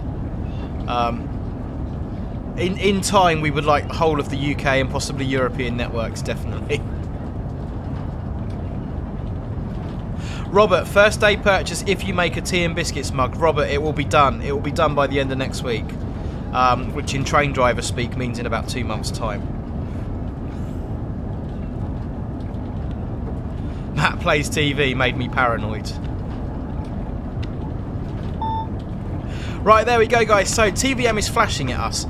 And what that means is at the next block marker, the speed is going to be reduced. The speed is going to be coming down. So we're currently good for 225. But at the next block marker, we're going to have a reduction in speed. So the block markers are these blue and yellow things that you see at the side of the track. There's one coming up in about 400 yards. So that's your block marker coming up on the left there. As we go past that, the TVM's going to update. So there you go. So it's updated to 200. So what that's telling me now is at the next block marker, I need to be doing 200. Because it's got the diamonds in the background, that's not the current speed, that's the speed I need to be doing at the next block marker. And because it's flashing, it tells me that I can expect the speed to change again once I get to that block marker. If we were driving in wet conditions now, I would want to have a lot more braking in. I'd want to be making sure I'm sort of well, if I know the speed's going to be coming down, I want to make sure I'm braking well in advance. So there we go. I need to be doing 160 by the next block marker, and because it's flashing, we know the speed's coming down further. Theo, hello, welcome to the stream. Steep downhill into Ebbsfleet as well. You need quite a bit of brake to get into there. As a general rule of thumb, if you're driving the train properly, in a good way, you shouldn't need more than 60% brake. If you're using more than 60% brake, you're not driving the train in an appropriate manner. The reason I say that is if you're coming into every station, using 70, 80, 90, 100% of your braking force, then you've got absolutely nothing in reserve. So you do want to be coming into the stations with no more than about 60% brake. 60% should be kind of your limit in service. So we've gone to 130. It's not flashing, which means we can... Sorry, it's my son in the background. It's gone to 130, which means at the next block marker, it's not flashing, which means at the next block marker, that should go 130 solid, or we'll get an increase in speed. Yeah, so there we go, 130 with the black background. That tells us that that is the current speed limit. We are now coming into Ebbsfleet. Now, I'm not 100% sure on this, but my understanding was that when you come into stations, you'll actually get checked down onto 3 reds. But I'm not 100% on that, and I should imagine the devs have done a lot more homework on TVM than I have. And I have a nasty habit of coming into stations too fast when I'm under kilometres an hour and when I'm driving from high speed. Trying to adapt from running at high speed to running at low speed is a bit of a bugger for me. That kind of transition in the sensation of speed I find really difficult to manage. So I'm in 60% brake now. I'm desperately trying not to use more after I said not to. Yeah, I'm gonna have to. 6 car stop mark.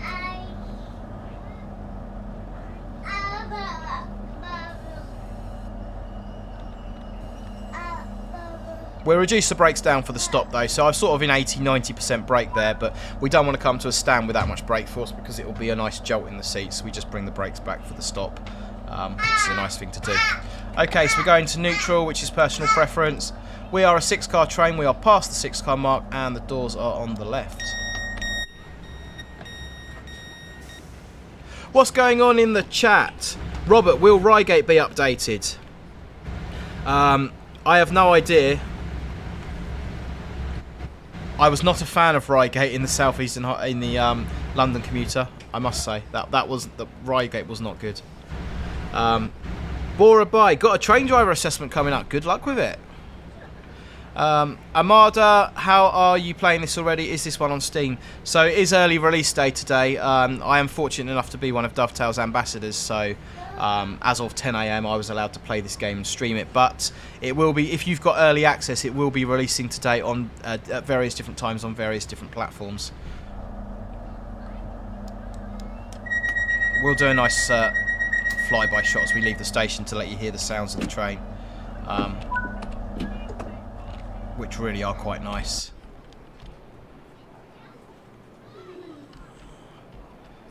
The contrast between light and dark and the shadows and stuff is brilliant. Right, I'm going to be quiet, guys, and let you appreciate the lovely sounds.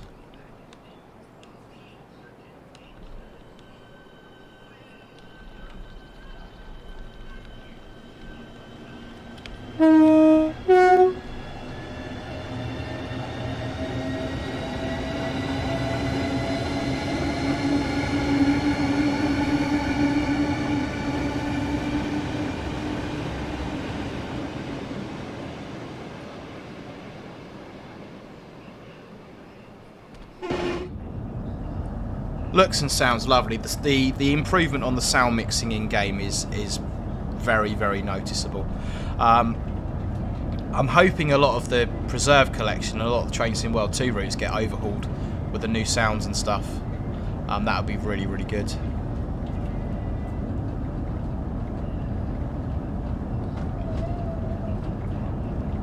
Where's Wills? Actually, this is quite good as it hasn't been released yet. I don't have to feel lazy for sitting back and watching someone else play it. I'm speeding. Let's get some brakes in. Nice and dark in the tunnels as we go in there. Right, green, 225. Let's get some power in and off we go. So there is 134 of you lovely people watching, which is absolutely brilliant. If you haven't already, guys, please do hit that like button and consider subscribing to Dadrow. That would be awesome. If this happens to be the first video you've seen by me, then my name is Richard and I am a freight train driver and a former passenger train driver based in the southeast of England. I'm also a father to 4 wonderful children, 3 of which have no interest in trains. 1 I'm forcing to have an interest in trains, and that is where the Dadrow name comes from. I normally stream at about 8:30 in the evenings when the children are in bed, so that's the kind of background noise you can hear at the moment. They're not in bed. 3 of them are being very good upstairs, but my 3-year-old is kind of downstairs running around. He does have Peppa Pig on. I'm not sure if you can hear that in the background. If you can, then YouTube are going to copyright strike me for this, which would be terrible. I'd lose my 50p. Used to be 20p, it's gone up to 50p because we got 136 people in. So, yes, if you haven't already, hit that like button and subscribe, guys. That would be absolutely brilliant. Heading out of the Thames Tunnel now, up towards the Dartford crossing.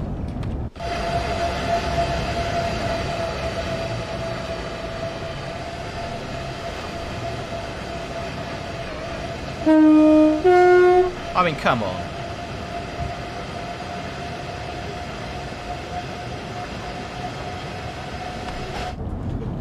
That is looking good. That is looking very good. Right,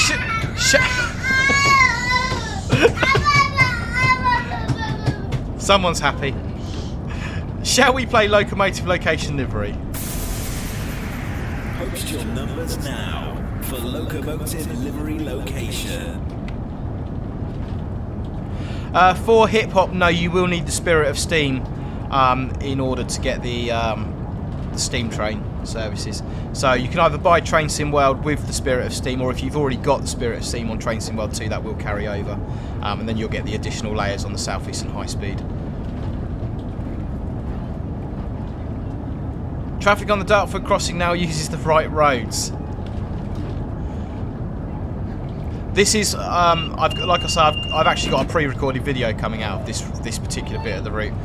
This is my favourite bit of the route, round through Dagenham, Ripple Lane. It's my favourite bit of the route. Johnny Simulator Gaming, yeah, Peppa Pig. The trains have steering wheels.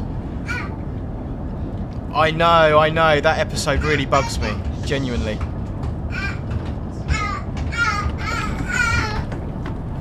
Let's play locomotive livery location. Okay, GJ, who have we got? No, third one on my screen is a train spotted from Berkshire with number 25.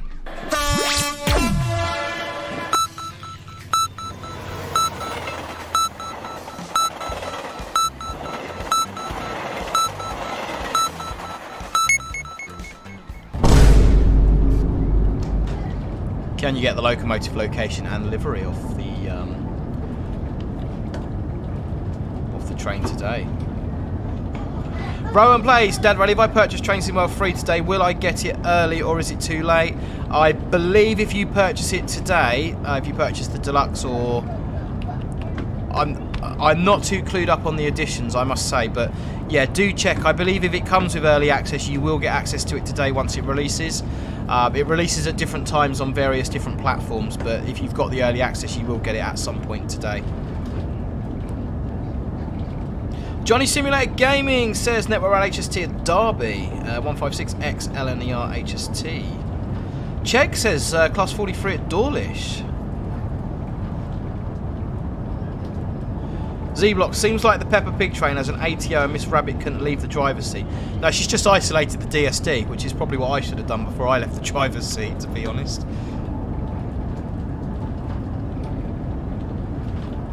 Right, now I always get these tunnels mixed up. I believe this is London Tunnel 2 that we're coming into now.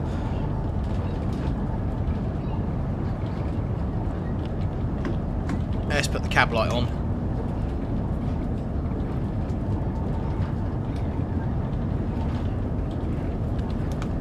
Lovely and dark and atmospheric. I'm really liking that.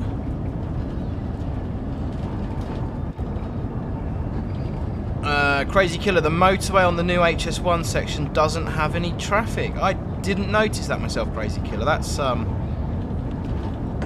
we do have traffic in the game. I wonder if that's just an oversight. Matt, thank you. Yeah, London Tunnel 2. Yeah, Rowan, from what I understand on Steam, there is an issue where they can't put 2 dates into the system. So although it says the 6th, it will unlock today. I believe on Steam it's 5 o'clock this evening, GMT, I want to say. Robert, do you need to report a trip DSD? Do you report it to the signaller? Yeah, you would report that to the signaller, Robert. Maxwell Callahan, do your add-ons from Train Sim World 2 get carried over to Train Sim World 3? They absolutely do. That was one of the things they promised, that your add-ons will work from day one. There is a tutorial, or there is a document somewhere which tells you how to transfer stuff over, because I believe you can transfer all your Creators Club and everything else over as well. Crazy Plays, the motorway may be closed. Yeah, we're going with that. I like that one. It's closed for roadworks. Yeah, as Aeronautics says there, only one date is allowed on Steam. That's why you've got it like that. Jack O'Hart, gutted they didn't add a different underground route. They may do, Jack. They may do at some point. Crazy Place says 6 PM because it's UTC times. Yeah. Oh, the cab's gone mad. What's going on?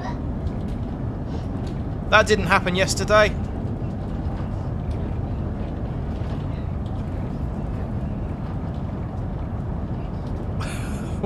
What's going on, guys?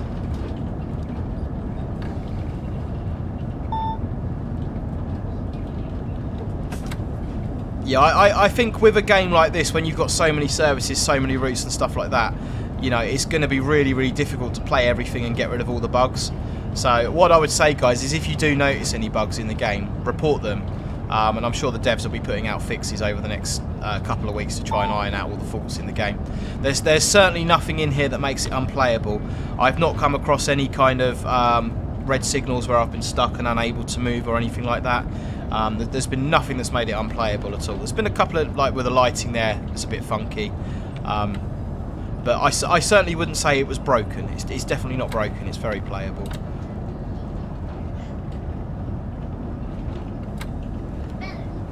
So we've got 100 with the diamond background, which means we need to be doing 100 as we go past the markable, which we are. And we are coming into the Stratford box. Stratford International, where an international train has never stopped.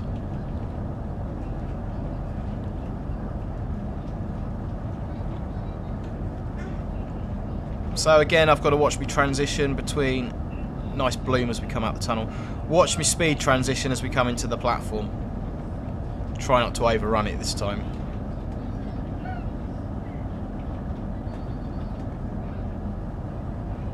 Z-Blocks, I think that was the M2. So yeah, you've got 3 motorways featured on this. The M2 is sort of towards the middle of the route up towards Ebbsfleet. You've got the M25, which is as we come across Dartford, and you've got the M20, which is sort of down towards Maidstone.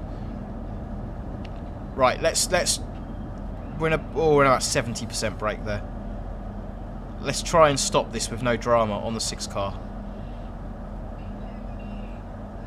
Come on, pull up. Neil Greatorex, welcome to Dadrow, new subscriber. Great to have you here. Right, we are a 6 car train. We are on the 6 car mark, and our doors are on the left. Robert, it has gotten more cloudy. It has. Maybe we're going to get a snowstorm. 156 Andrew, Mum Rail is good, thank you. Thanks very much for asking. I think she's good. Are you good, Mum Rail? I'm very good, thank you. She's very good. She's sitting behind me trying to keep the little one quiet. Oh dear, oh dear. So yeah, we're going to be streaming through to about 12:30, guys. I'm going to be late for my lunch date, but I do want to show you guys a couple more features on this. Unlock doors. I thought I'd already unlocked the doors. Okay. We're running late as well now. I pressed doors close. Will Lawton, you have to say everything works perfectly as you're an ambassador. Will, I don't know how long you've been in the stream for, my friend, but earlier on I was kind of going through the things and stuff that I don't like on there. I'm an ambassador for Dovetail Games, but I'm under absolutely no obligation to wrap everything up and cotton wool and tell you it's fantastic. All the opinions are my own. If I don't like something and I think something's not right, I will be vocal about it and I will tell you. I like to be fair though. I like to kind of, you know, I don't like to be unjustifiably harsh, if that makes sense. But if there's something I don't like, I will tell you I don't like it. I'm not owned or not bought by Dovetail Games at all. They don't expect that from their ambassadors, which is really nice. Just liking the bloom there of the light as it comes onto the platform.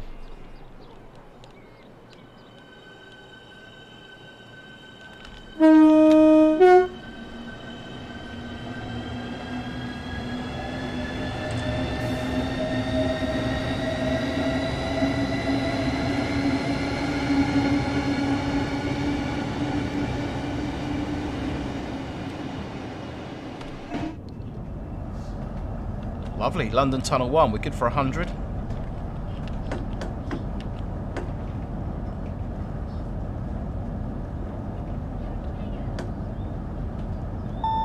.225. Let's get it going. Yeah, as Matt says in there, we ask ambassadors to be honest. Fluff helps nobody. Yeah, definitely, Matt. I like to be quite fair as well because, you know, I think some people... I think there's a few people in the train sim community. This is going to be quite divisive. I can't speak today. My mouth works quicker than my brain sometimes. I think there's a lot of people in the train sim community who can be very, very toxic. I think it can be... It's not as bad as the SCR community. That is toxic. But there's a lot of people in the train sim community who can be quite toxic. You know, you get people that say, oh, I'm not paying that, blah, blah, blah. This is an update, blah, blah, blah, blah, blah.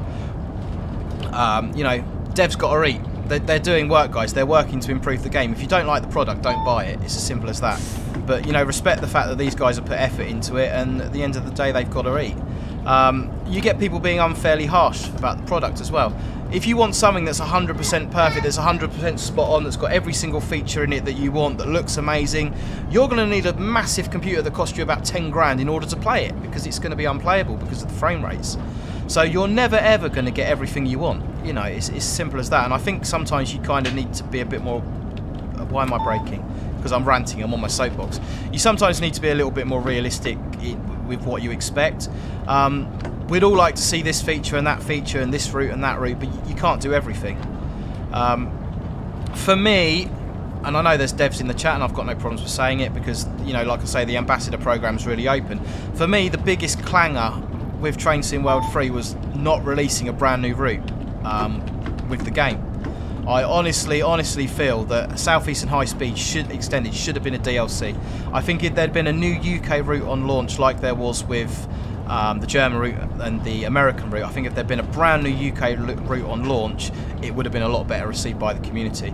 So, yeah, if there's stuff I don't like, I'll tell you, but I also think you've got to be realistic and you've got to be fair about you know, what you're expecting. And at the end of the day, no one's forcing you to buy it. If you don't like the product, guys, don't buy it, or wait 6 months until it's in the Steam sale. So yeah, rant over. I'm off my soapbox.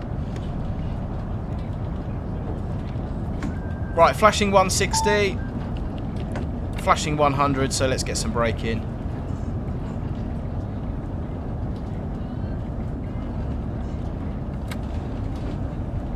GJ Barnard, in software engineering, there is a saying that there is not enough time left in the universe for something to be 100% bug-free, unless really simple.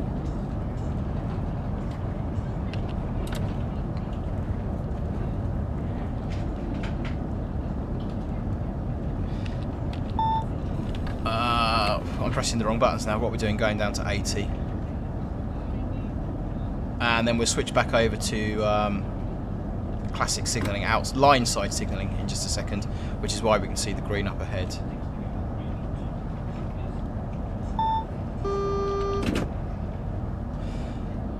Yeah, that's a good point, Matt. If we'd done a brand new UK route, unfortunately it would only have time to be about 35 miles long, so we did an extension to get a bigger route overall. Timescales don't always help, and I can kind of understand that. You know, as a developer as well, there's commercial pressures. You know, you're trying to run the development firm, you've got wages to pay, you've got bills to pay. You know, I'm sure as developers, if you could spend 2 years working on one feature, you would, which would be ideal. Oh, look at this! I thought we were coming out into snow there. It's the bloom effect. Yeah, so you know, you have got kind of timescales to work with, and I completely get that, and something has to give. So that's a pretty fair point, to be honest with you. And of course, it doesn't matter what you do. There's always going to be someone in the community not happy with it. That's just kind of the way it works.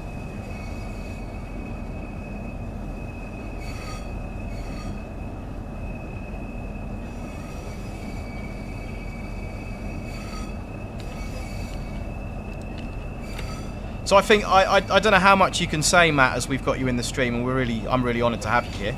Hopefully, I'm doing the game justice, even though I am speeding massively. I think it's probably fair to say that at some point in the future, again, I'm not privy to any inside information, I'll just make that quite clear. I think it goes without saying, and people can assume at some point in the future, there will be further UK DLC add-ons. I mean, devs are always going to be developing. It doesn't get to a point where you think that's it, we're not going to develop anymore. There will be UK add-ons, so you know it will happen. Be patient, guys. Blob, can we do a night run now? We will. Yeah, should we do a night or a sort of a sunset run? That'll be quite nice. I've got about 40 minutes left with you guys, so I can kind of show off anything you want. I probably won't show off the 66, and the reason for that is I've got a 66 video, which is me driving the 66 from Who Junction to Dartford. It's a route I sign in real life and a train I sign in real life. I've got that on pre-record, and that will be going live. It's already uploaded. I just need to click the button to make it live, so that will go live as soon as the stream's finished. So we probably won't do the 66. So let me know. Let's do this properly. Right, full service brake application, DRA because the red signal is a buffer stop, and into neutral, and the doors are on the left. So let me know what you'd like to see, guys. You've probably got me for about Sunset Freight Route. You've probably got me for about another 40 minutes. St Pancras International. Let's set our lights to red as well.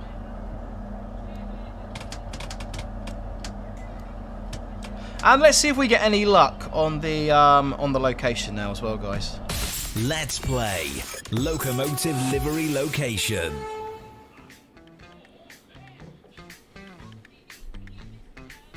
Session invalid because I haven't logged in. No, I've pressed the wrong button, haven't I? Let's try this again. Post your numbers now for Locomotive Livery Location. Right, let's press the right button. That always helps. We'll go back to the main menu. The new German route. I'm not going to do... There's other YouTubers doing the German and the American stuff. I'm not going to touch the German stuff purely because I butcher pronunciations.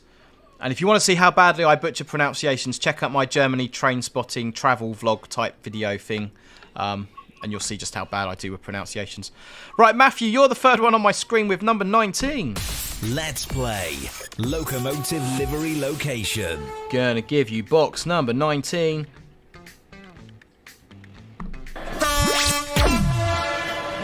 Ah, that's got to have done it for the train.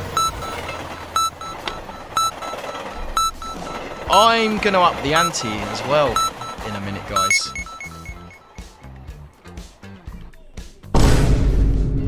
So what I'm going to do is I'm going to up the ante with our locomotive livery location. First of all, I've got to check who sent it to me and try and remember what the location was myself, which is really bad. The first person to post, not the original person who sent the picture in, but the first person to post the location, the correct location, will win a Train Sim World free key, because I have a couple of keys to give away. Ooh, alright, I need a sound effect. Ooh. I have a couple of keys to give away. So the first person I see who gives me the correct location will win a Train Sim World free key. There's also other opportunities to win, guys. I've got a couple of keys to give away. We're running a creative competition in the Discord server. If you check out the Dad Rail Discord server, link in the description below, and have a look at the very top, there's a Train Sim World free key giveaway. But for this stream, whoever gives me the correct location in locomotive location livery, the first person that comes up on my screen, and I will screenshot it as well, just for the sake of honesty, the first person who gives me that location will win a Train Sim World free key. So, like I say, I'm not going to do the 66 because I've got a pre-record of that. So we'll jump into the 375, which again is a train that I used to drive. Should we get some snow on the go as well? Let's have a bit of snow so we can see that. And we'll do a...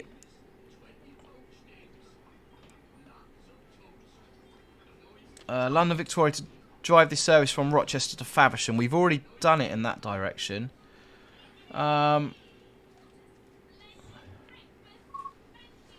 Ramsgate and Dover Priory to London. Faversham to Rochester in the 375.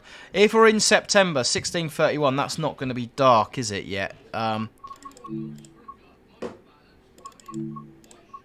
Let's go into December. Let's put it in light snow. See if we can find that going in the opposite direction. There we go. 17:39 departure.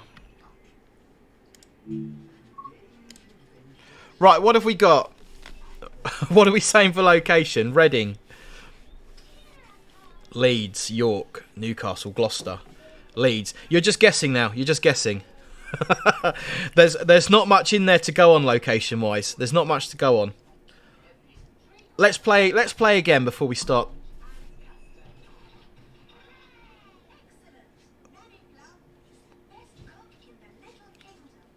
Nothing's working, is it? Oh, what's gone wrong? There we go. Post your numbers now for locomotive livery location. Ah, look at this. Here we go. That's very scenic. I'm liking that. Right, let's turn the cab light on.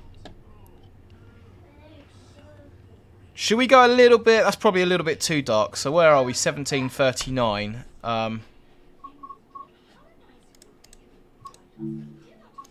Let's try a little bit earlier than that. I kind of want a sunset-y shot.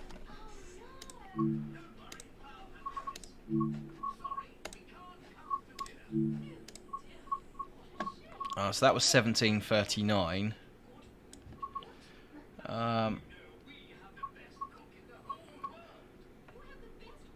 Dover Priory to London Victoria at 5 o'clock. Maybe a little bit earlier still. Yeah, we'll do the 16:31 departure and see how we get on with that. So let's put it on. We'd go December again. Light snow. Right, what do we got? What numbers would you like, guys? I am looking at your locations. Nobody's getting it. Nobody's getting it. Rob Skitworth, you are the third one on my screen with number 3. Let's play locomotive livery location. Giving you number 3, guys.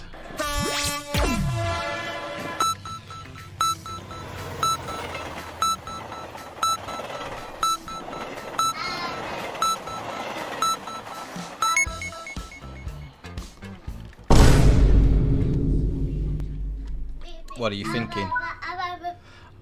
Ah, that's still really dark, isn't it? It's only 4:30. What's going on? Is it really that dark at 4:30? I guess it is in December. Night running, it'll be. Do you want to go with that, guys, or is that a little bit dark? Would you prefer something a bit lighter? If you prefer something a bit lighter, then do let me know. I'll give you a few seconds because there's a little bit of delay. Aeronautics 237 looks like overhead line equipment. Matthew, has the PIS changed in the interior? Let's go and have a little look, Matthew.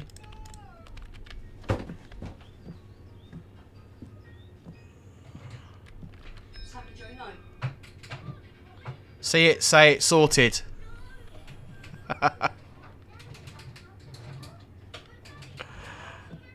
Look how busy this train is. Wow. That is nice. I like that.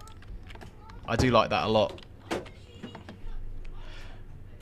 I think it's... yeah, of course, clouds are covering the sky, so it will be darker.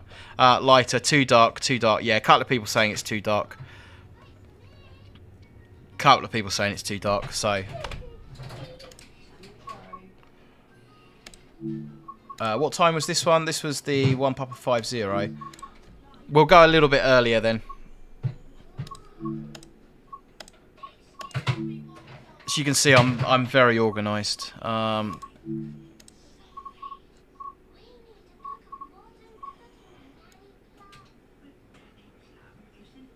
So that was the 16:31 departure. 1600 Dover Priory to London Victoria.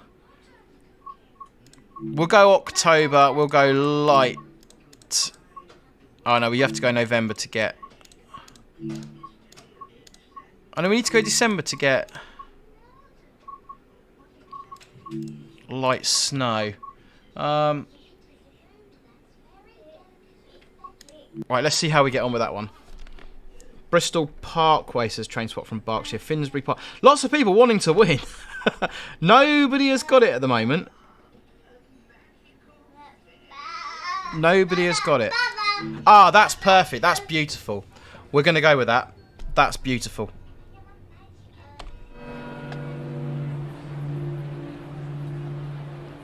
Superb. Loving that. That looks beautiful. That does. Umbrellas up. Right. Cab lights on. Okay. Safety systems in. So we've got our AWS in. DSD in. And the vigilance device is in. Don't need to set our DRA because we're on a green signal. We'll go into day running for the time being. That's correct there, yeah. Lots of people ask me when you change between day and night. It is just personal preference, and platform is on the left, so we get up out the seat and open the doors. We haven't put the key in, have we? That always helps. So...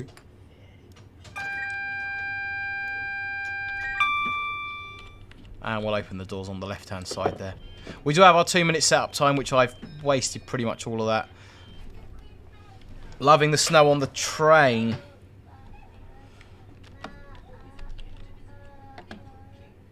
Platform is on the right, Max. Platform is on the right. Did I say left? I meant right. Said left, meant right. So let's have a quick look round outside. That is moody. No lights on the station platform at the moment. I mean, I guess it's... to be fair, half the time the station lights are on timers. So that's not uncommon for them to be not on when it's dark. When I worked at Tunbridge and Hastings, sometimes we'd have to go and manually override the timer. You'd think they'd be on light sensors, but they're not. Yeah, I only opened the front 4 doors there. I'm not sure what that was all about. Anyway, never mind. Never mind. Let's get going. So shall we do a... we'll stand on this side because we might have a little bit of arcing on the 3rd rail, hopefully. Certainly got some wheel slip there.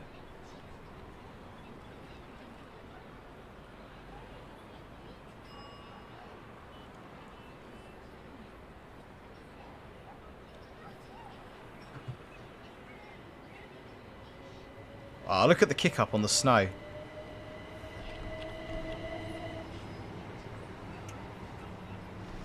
That's really nice.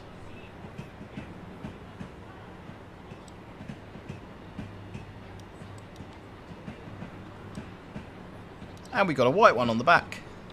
Right, we're off to Tayham, platform 1. Is that Tayham or Tenham? You can say, you see, I don't know North Kent very well.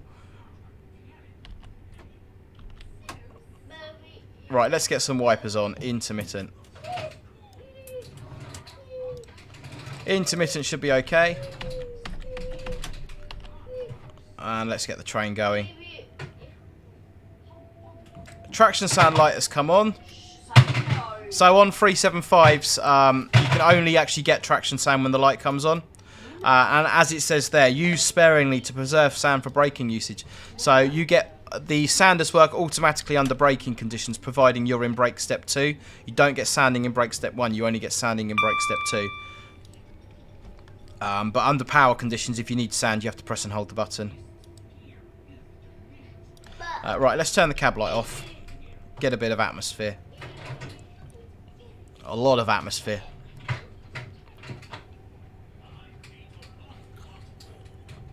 Everyone's just guessing away. Come on, guys. You're making random guesses now. Maybe this wasn't the best way to do a giveaway.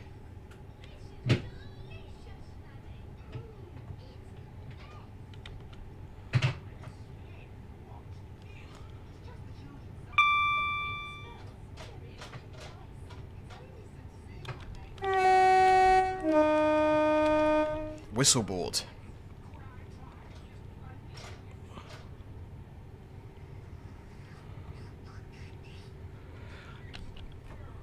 Guys, there's nothing in that picture. There's nothing in that picture at the moment which would realistically allow you to identify the location. So everyone's kind of just guessing, which makes it a little bit unfair. So there's no skill involved in that at all at the moment. No. But once we get to Tayham, No. we'll play again and see if we can give you a little bit more. Train spot from Berkshire, it's not Blackpool North. Rob Skitworth says only 2,576 stations to guess, and not all have overhead line equipment. True. A generic name, Chesterless Street.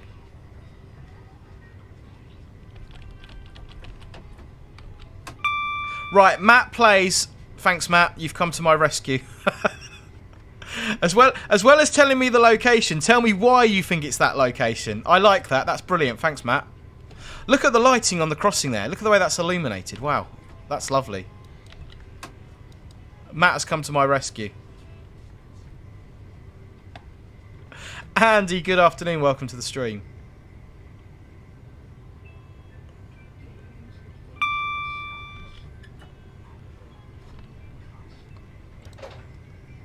So when we're driving in snowy condition, guys, one of the things we want to do is we want to make a 50% brake application, which I'm now doing, and we want to observe the train speed drop by at least 10 miles an hour. And we want to be doing that every 3 to 5 minutes. And the reason we do that is to stop ice forming within the brake rigging. So obviously the train's travelling on a lot of speed, you've got a lot of snow and ice being blown into the brake rigging, and that can start to compact. The danger is that compacts so much that you put the brakes on and everything underneath is frozen, or you put the brakes on and it's just pushing ice against the wheels, so you don't get any brake force at all. So what we do is every 3 to 5 minutes we put a 50% brake application in, observe the train speed drop by 10 miles an hour, and what we're actually doing when we do that is just keeping the brake rigging nice and warm and melting off any ice, which stops the brake rigging becoming clogged up. There have been a couple of incidents where trains have not been able to stop for that reason, because the brake rigging's been clogged up.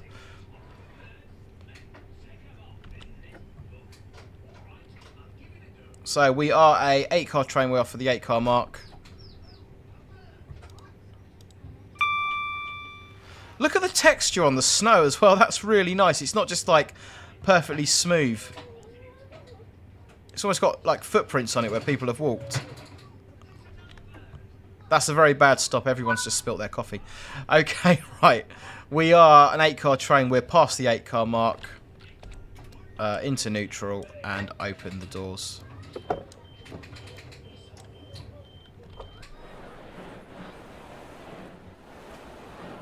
This is a 3759. It's got the lovely 2+3 seating. Ironing board seats. Very uncomfortable. Very uncomfortable. Where's Will? Says Benton Bridge. I can tell you. It's not an SCR. It is real life. Post your numbers now for locomotive livery location. Let's see if someone can get the location on this. Like I say, guys, there will be other opportunities to win keys. I've got a few to give away. So if you don't get it this time and you want to win a key, do keep trying. We do have a creative competition over on the Discord server, link in the description below. Basically what we're asking for our creative competition is for your most atmospheric Train Sim World screenshot. It needs to be a Train Sim World 2 screenshot. But what I've said is you can put it into Photoshop, so you can do things with it. You can look at the snow across the crossing, beautiful. You can put it into Photoshop, you can manipulate it, you can superimpose real world elements, you can mix screenshots together, you can pretty much do whatever you want with it. So we've got that going on as well over in the Discord. A train spotted from Berkshire. You are the third one on my screen with number 5. Let's play locomotive livery location. Might be something in this one, guys. It might just be Sky, but there might be something. Let's give it to you.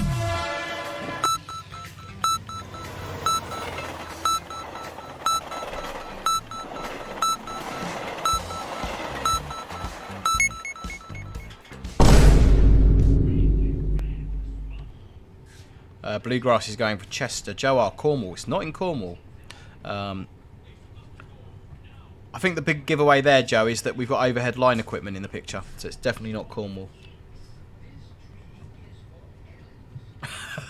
Aeronautics 237, seeing him bounce around in the background is very entertaining. Yeah, like I do apologise for the noise in the background. Like I say, guys, I do normally stream in the evening when the kids are in bed. Unfortunately, being a family man and a father to 4, I'm not privileged enough to have my own little gaming room. We moved house about a year ago into this house, and I was supposed to have my own gaming room, but my wife decided she was going to turn it into a utility room, and you know what the wife says goes. Isn't that right, wife? Absolutely.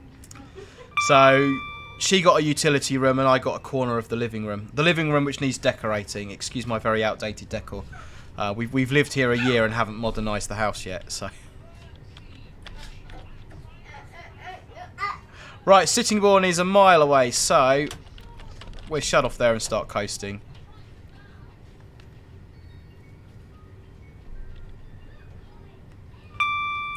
Reading West, says Jonathan. England Ball, South Greenfield, because it looks like a station. I love how people bend the rules.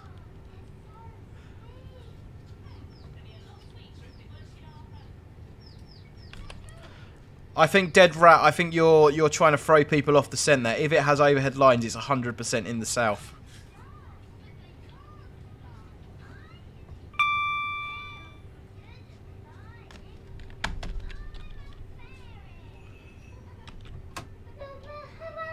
Right, let's get into Sittingbourne.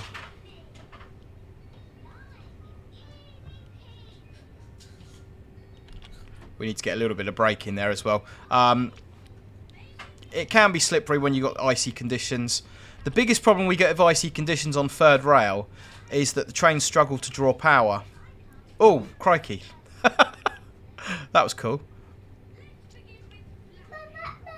Does seem to be bugging out a little bit with the effects on the windscreen. I don't know if that's bugging out or whether that's intentional. Not the smoke, but sometimes we kind of seem to be getting like lots of frost and snow appearing out of nowhere. The weather does seem to be getting worse. Almost looks like we're driving into a tornado, doesn't it?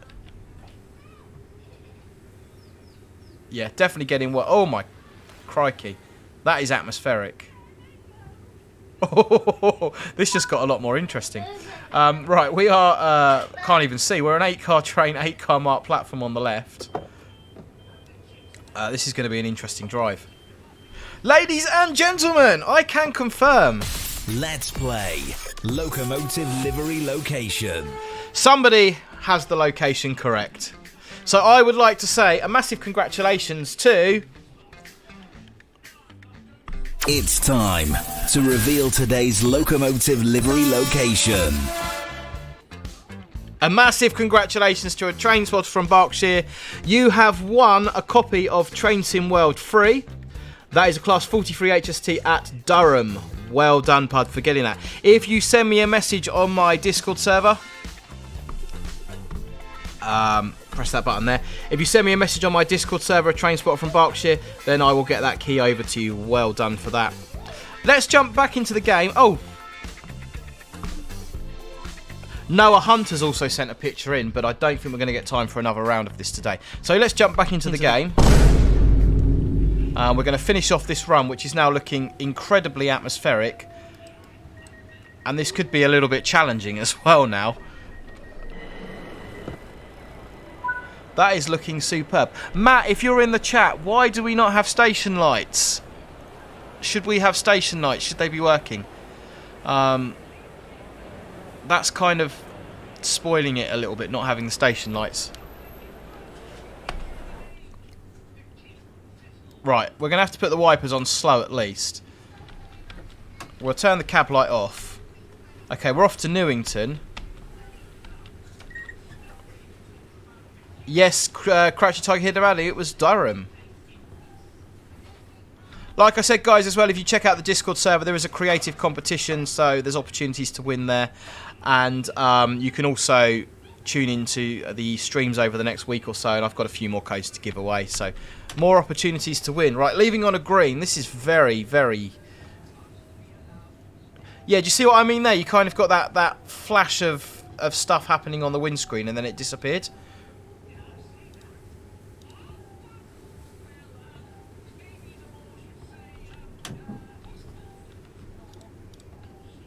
Can we dark screen the PIS? No. Okay, so on the 375 there's a button on there that says dark screen. There's no way of turning the screen off, so that's really annoying. That's a little bit distracting as we're driving along. So you'd want that dark screen to make the cab as dark as possible so you can see out the window.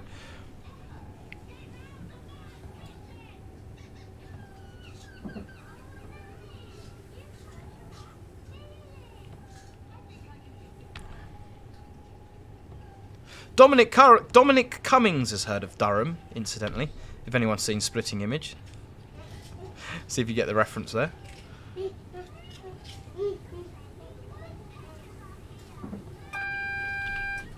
There we go, guys. Flashing yellow. Someone was asking earlier about flashing yellows. So our signal sequence will be 2 flashing yellows, 1 flashing yellow, 1 static yellow with a junction indicator, and then red. People sometimes wrongly assume that if you've got flashing yellows, you're going to get a green on the junction signal. That is not the case. Unless the signal steps up, you must always assume the signal after the junction is at danger.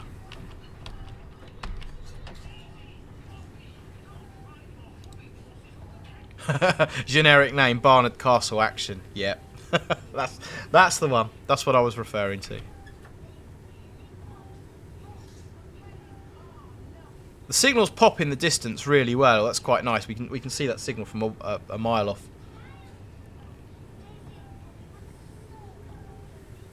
Got the 1 flashing yellow up there.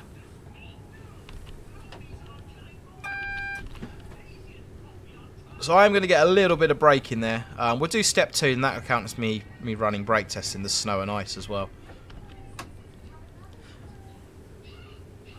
This is certainly a more interesting drive in the weather conditions like this. It's very atmospheric. I'm really liking this. What do you think of the snow effect, guys? Let me know what you're thinking. Be interested to hear.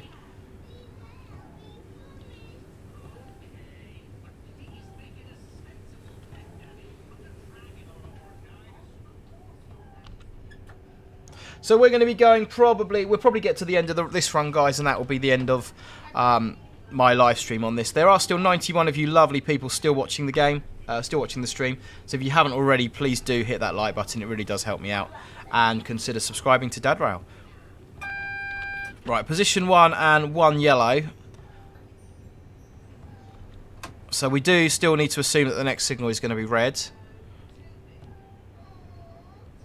What will sometimes happen in real life is as you're approaching the 1 yellow with the junction indicator, that will step up to green.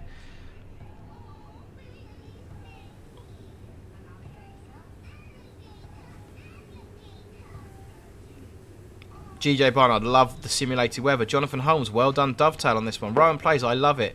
Aeronautics, loving the snow effect. I'm going to overshoot this station massively. Let's just go straight into emergency.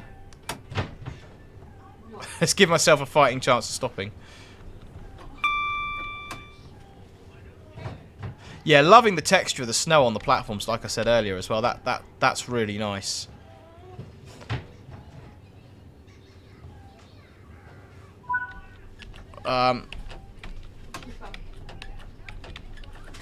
We will pull forward to the correct stop car marker, even though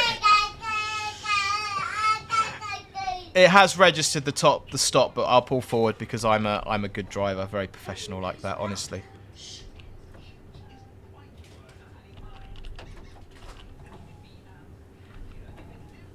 Yeah, there we go. That'll do.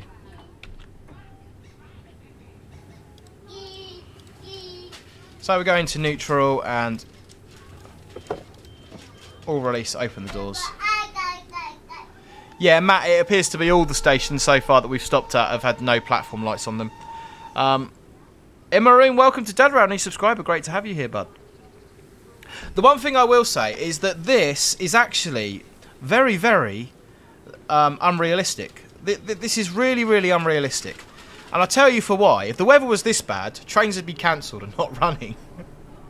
This is a third rail area. This is southeast England. This is England, full stop. A little bit of snow and everything shuts down. But no, on a serious note, looking good. Right, so what have we got? We've got Rainham, Gillingham, Chatham, Rochester. That's it. We're only going as far as Rochester, aren't we? So lovely.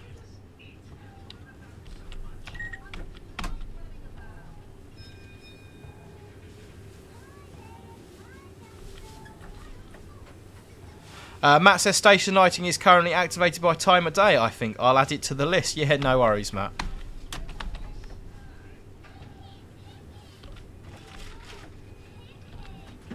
See, it's something like that that's just really, really easy to overlook, isn't it?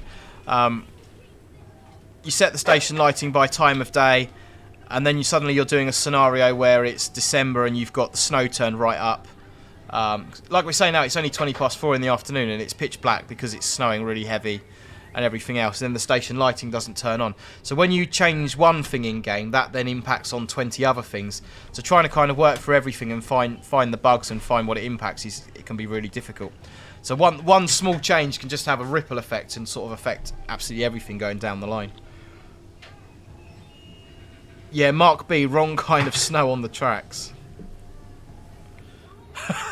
Aeronautics 237. Oh no, I'm going to overshoot. Then stop short. Yeah.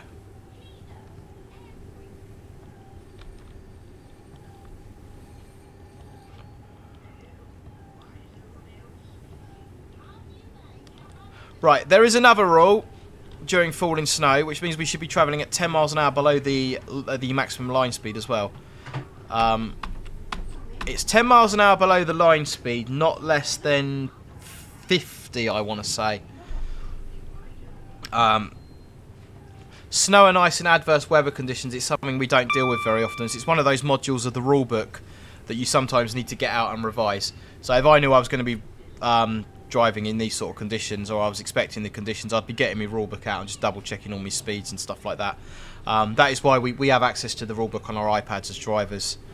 You can't look at that as you're going along, but part of being professional and being prepared for duty, you'd want to be checking that sort of information. If there's anything you're not sure about for the day's running, if you're going over a route you haven't done for a while and you're not sure of the route, then you check up on it. Just be professional, be prepared for work, really.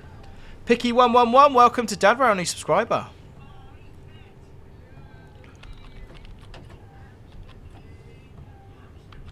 Right, getting me brakes in quite early for Raynham.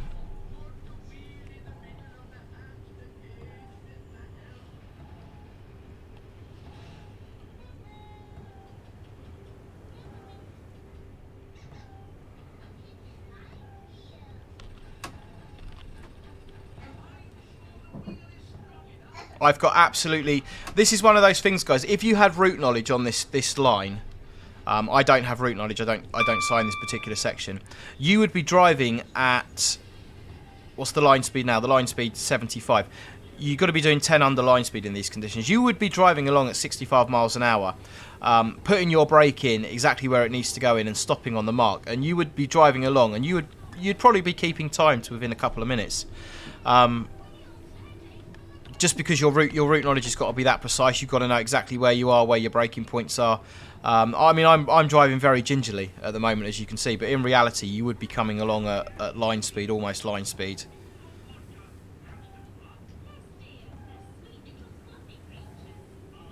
We are an 8-car train. We are heading for the 8-car mark. I've sussed it. There's been a power cut.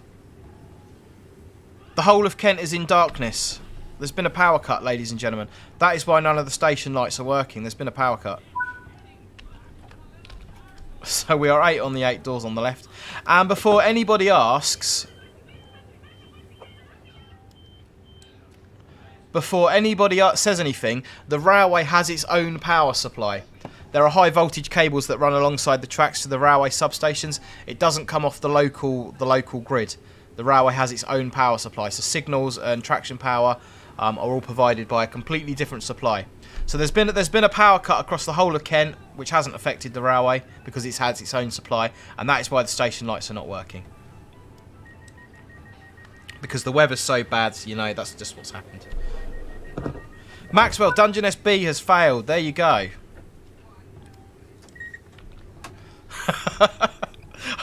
I think in the current climate, would it be fair for me to say nobody can afford the electric bill? Network Rail can't afford the electric bill. That's why they've turned the power off.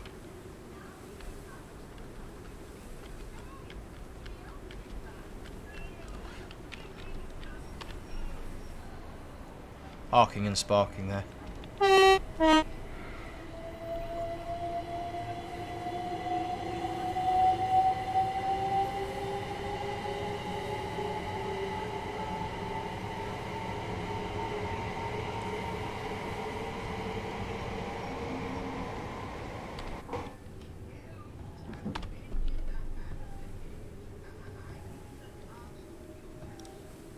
Richard the Train Spotter and more. Good afternoon, bud. How you doing? Great to have you here. Aeronautics, kick up of snow and spark effects.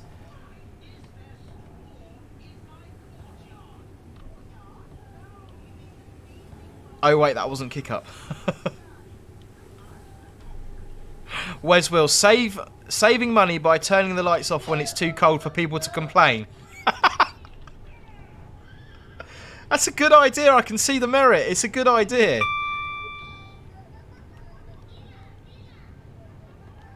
Right, so we've only a little way to go now, guys. We've got Gillingham, Chatham, and then Rochester. So probably only about 10 minutes or so to go. And then we'll be at the end of this Train Sim World free live stream. So in the chat, who has got early access to this? Who will be playing this today? Who is getting it on release day, and who is still on the fence? Let me know in the chat.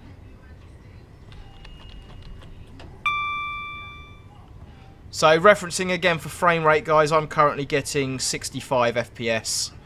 I'm also streaming at the same time, so my frame rate will be a bit lower because of that. That's with all my graphics settings maxed out. I'm on ultra on everything, very high where I can.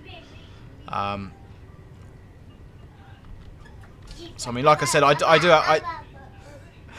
do have quite a beefy machine. I'm running a 3090 and an i9 overclocked to 5 GHz. So I would expect good frame rates. But yeah, it seems pretty good. My frame rates are actually better in this than what they were in Train Sim World 2, in my opinion.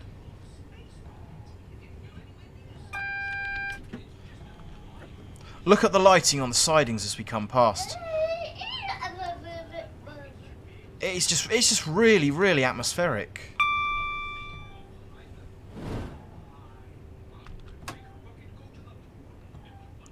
Really atmospheric.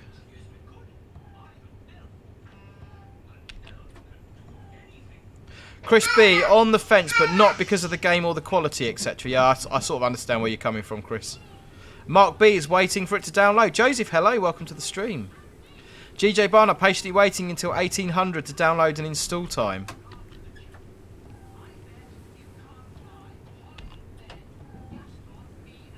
Aeronautics, not me. I'm not even sure if I will be allowed to get it on release day. I'm hoping for the German bundle since I already have the Southeastern High Speed and Spirit of Steam.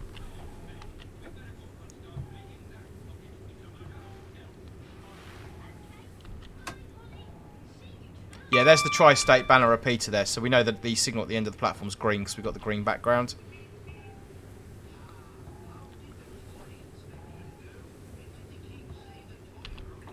Using brake step 3, that's really not very good driving. But we have stopped the train, which is the main thing. So I'll put my cab light on so I can see what I'm doing. So we're on an 8-car train, we're on the 8-car mark on the platform, and the doors are on the left.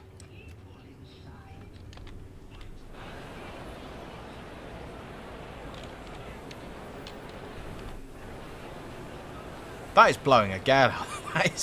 That is pretty spectacular.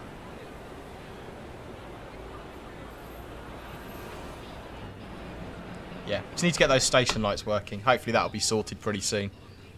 So there's 84 of you lovely people who are still here watching this. We will be finishing up in 2 stations time.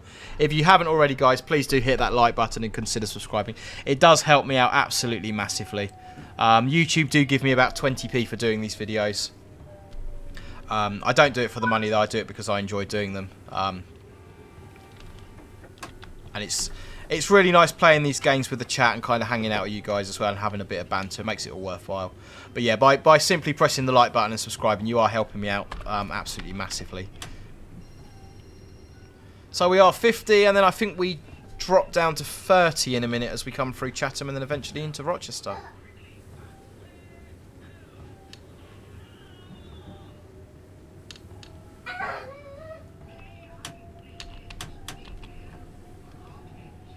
So as part of what we do on our Discord server, guys, we also have a photo of the week competition.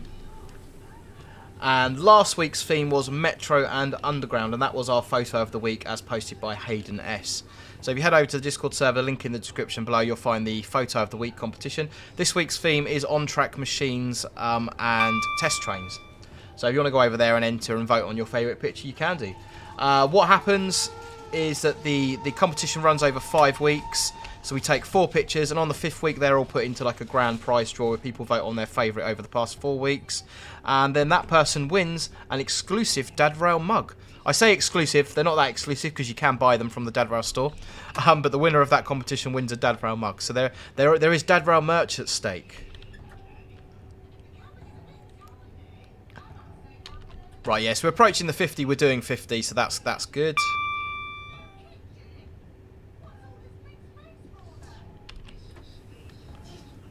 Aeronautics 237, in real life, would you turn on the cab light at a station to see what you were doing?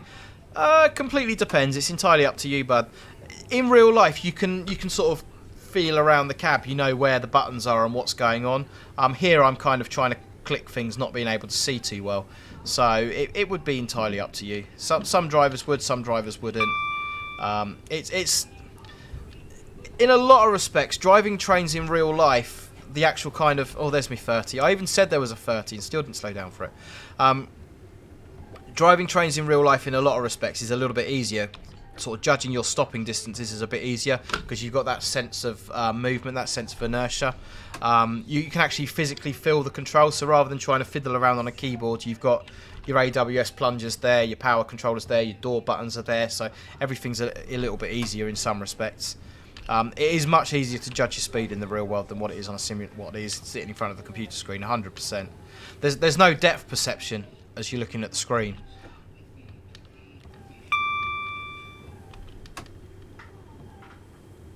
So, coming into Chatham, next station will be Rochester, which will be where this train will terminate. There's our 8-car mark. My braking is really, really terrible as well. Do apologise for that. So, we are an 8-car train. We're on the 8-car mark. And our doors are on the left. I've pressed the SDO button as well again, haven't I? So, we don't want to be doing that.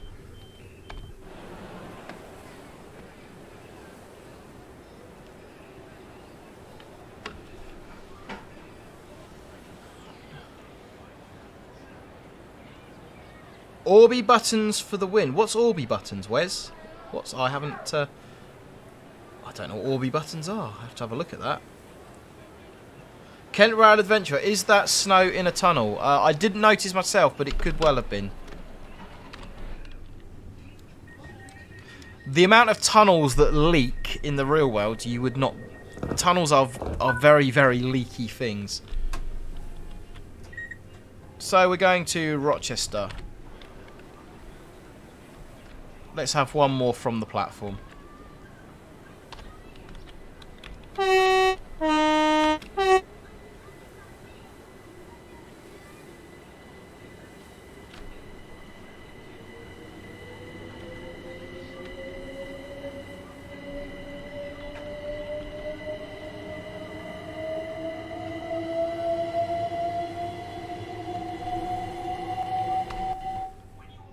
So we're still good for 30, round the corner into Rochester, where this train and this stream will terminate.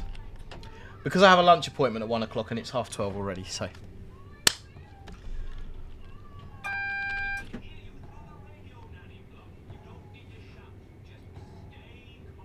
Matt showed Orby buttons on stream, 2-inch wide plastic buttons you can smash with various body parts. Oh, okay.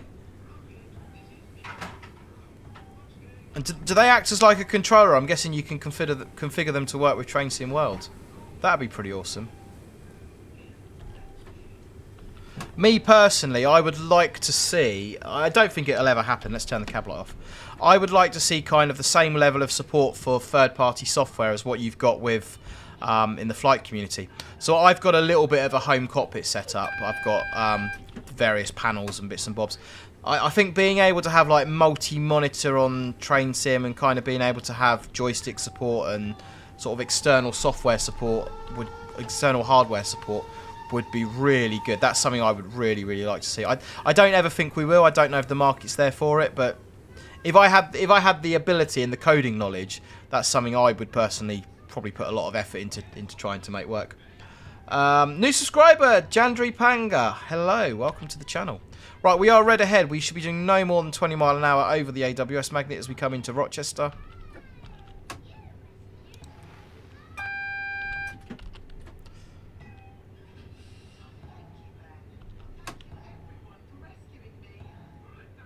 And we are 8 for the 8 red ahead. To be fair, we're only sort of 2 minutes late, which is not too bad. I don't, come on, stop. Please stop. We'll take it. Right. Step 3, DRA, into neutral, and we're going to open the doors on the left-hand side. So I'm guessing the train is going on, so we are getting off it. So we're not going to bother shutting down the cab. We're going to jump straight off. This is a really nice feature as well. I don't know if Train Sim World 2 had this, but if you're walking around, if you press L, you get like a little torch, like a little headlamp thing on, which is really nice. Yeah, everyone's got off and gone home. They've all thought better of it.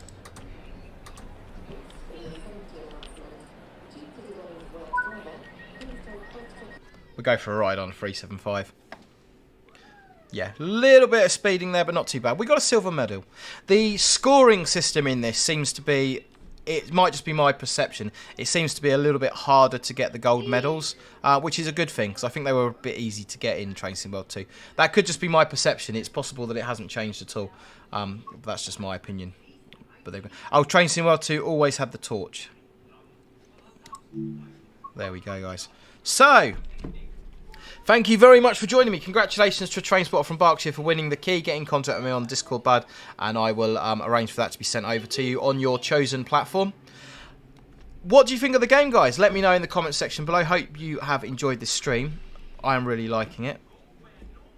Dabrowell called me Bud. I'm so happy. I call everyone Bud. It's kind of non-gender specific, so it works quite well, and it's friendly. So, yeah, really enjoying this. My personal opinion is that Dovetail have done a really great job on this. It's really atmospheric. The actual driving of the trains feels so much nicer and so much more realistic, and that was kind of one of my bugbears with Train Sim World 2. But the physics and the actual driving experience is a lot better and a lot more immersive. You know, we've identified a couple of little bugs in there. Matt's been in the chat. He's been quite open to hear about those, and hopefully we'll get those looked at. So, yeah, thanks to all the devs. If you are still in the chat, thank you very much for all your hard work, guys. It's appreciated at my end. I think from what the community have said as well, I think it's been really well received. And we look forward to future updates and more DLCs and more UK routes. Please, can we have a 700? You have all the routes for it. Please, can we have a 700?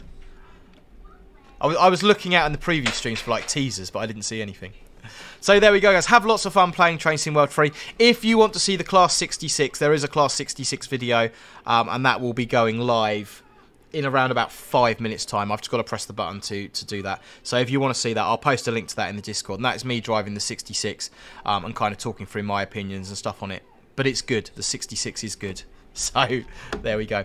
I'm going to press the end stream button, guys. It should start the music. My timing is always off on this, so I have to rabbit for a few seconds. If you haven't already, like and subscribe. Don't forget to join the Discord, social media channels, all that fantastic stuff. Thank you very much for watching.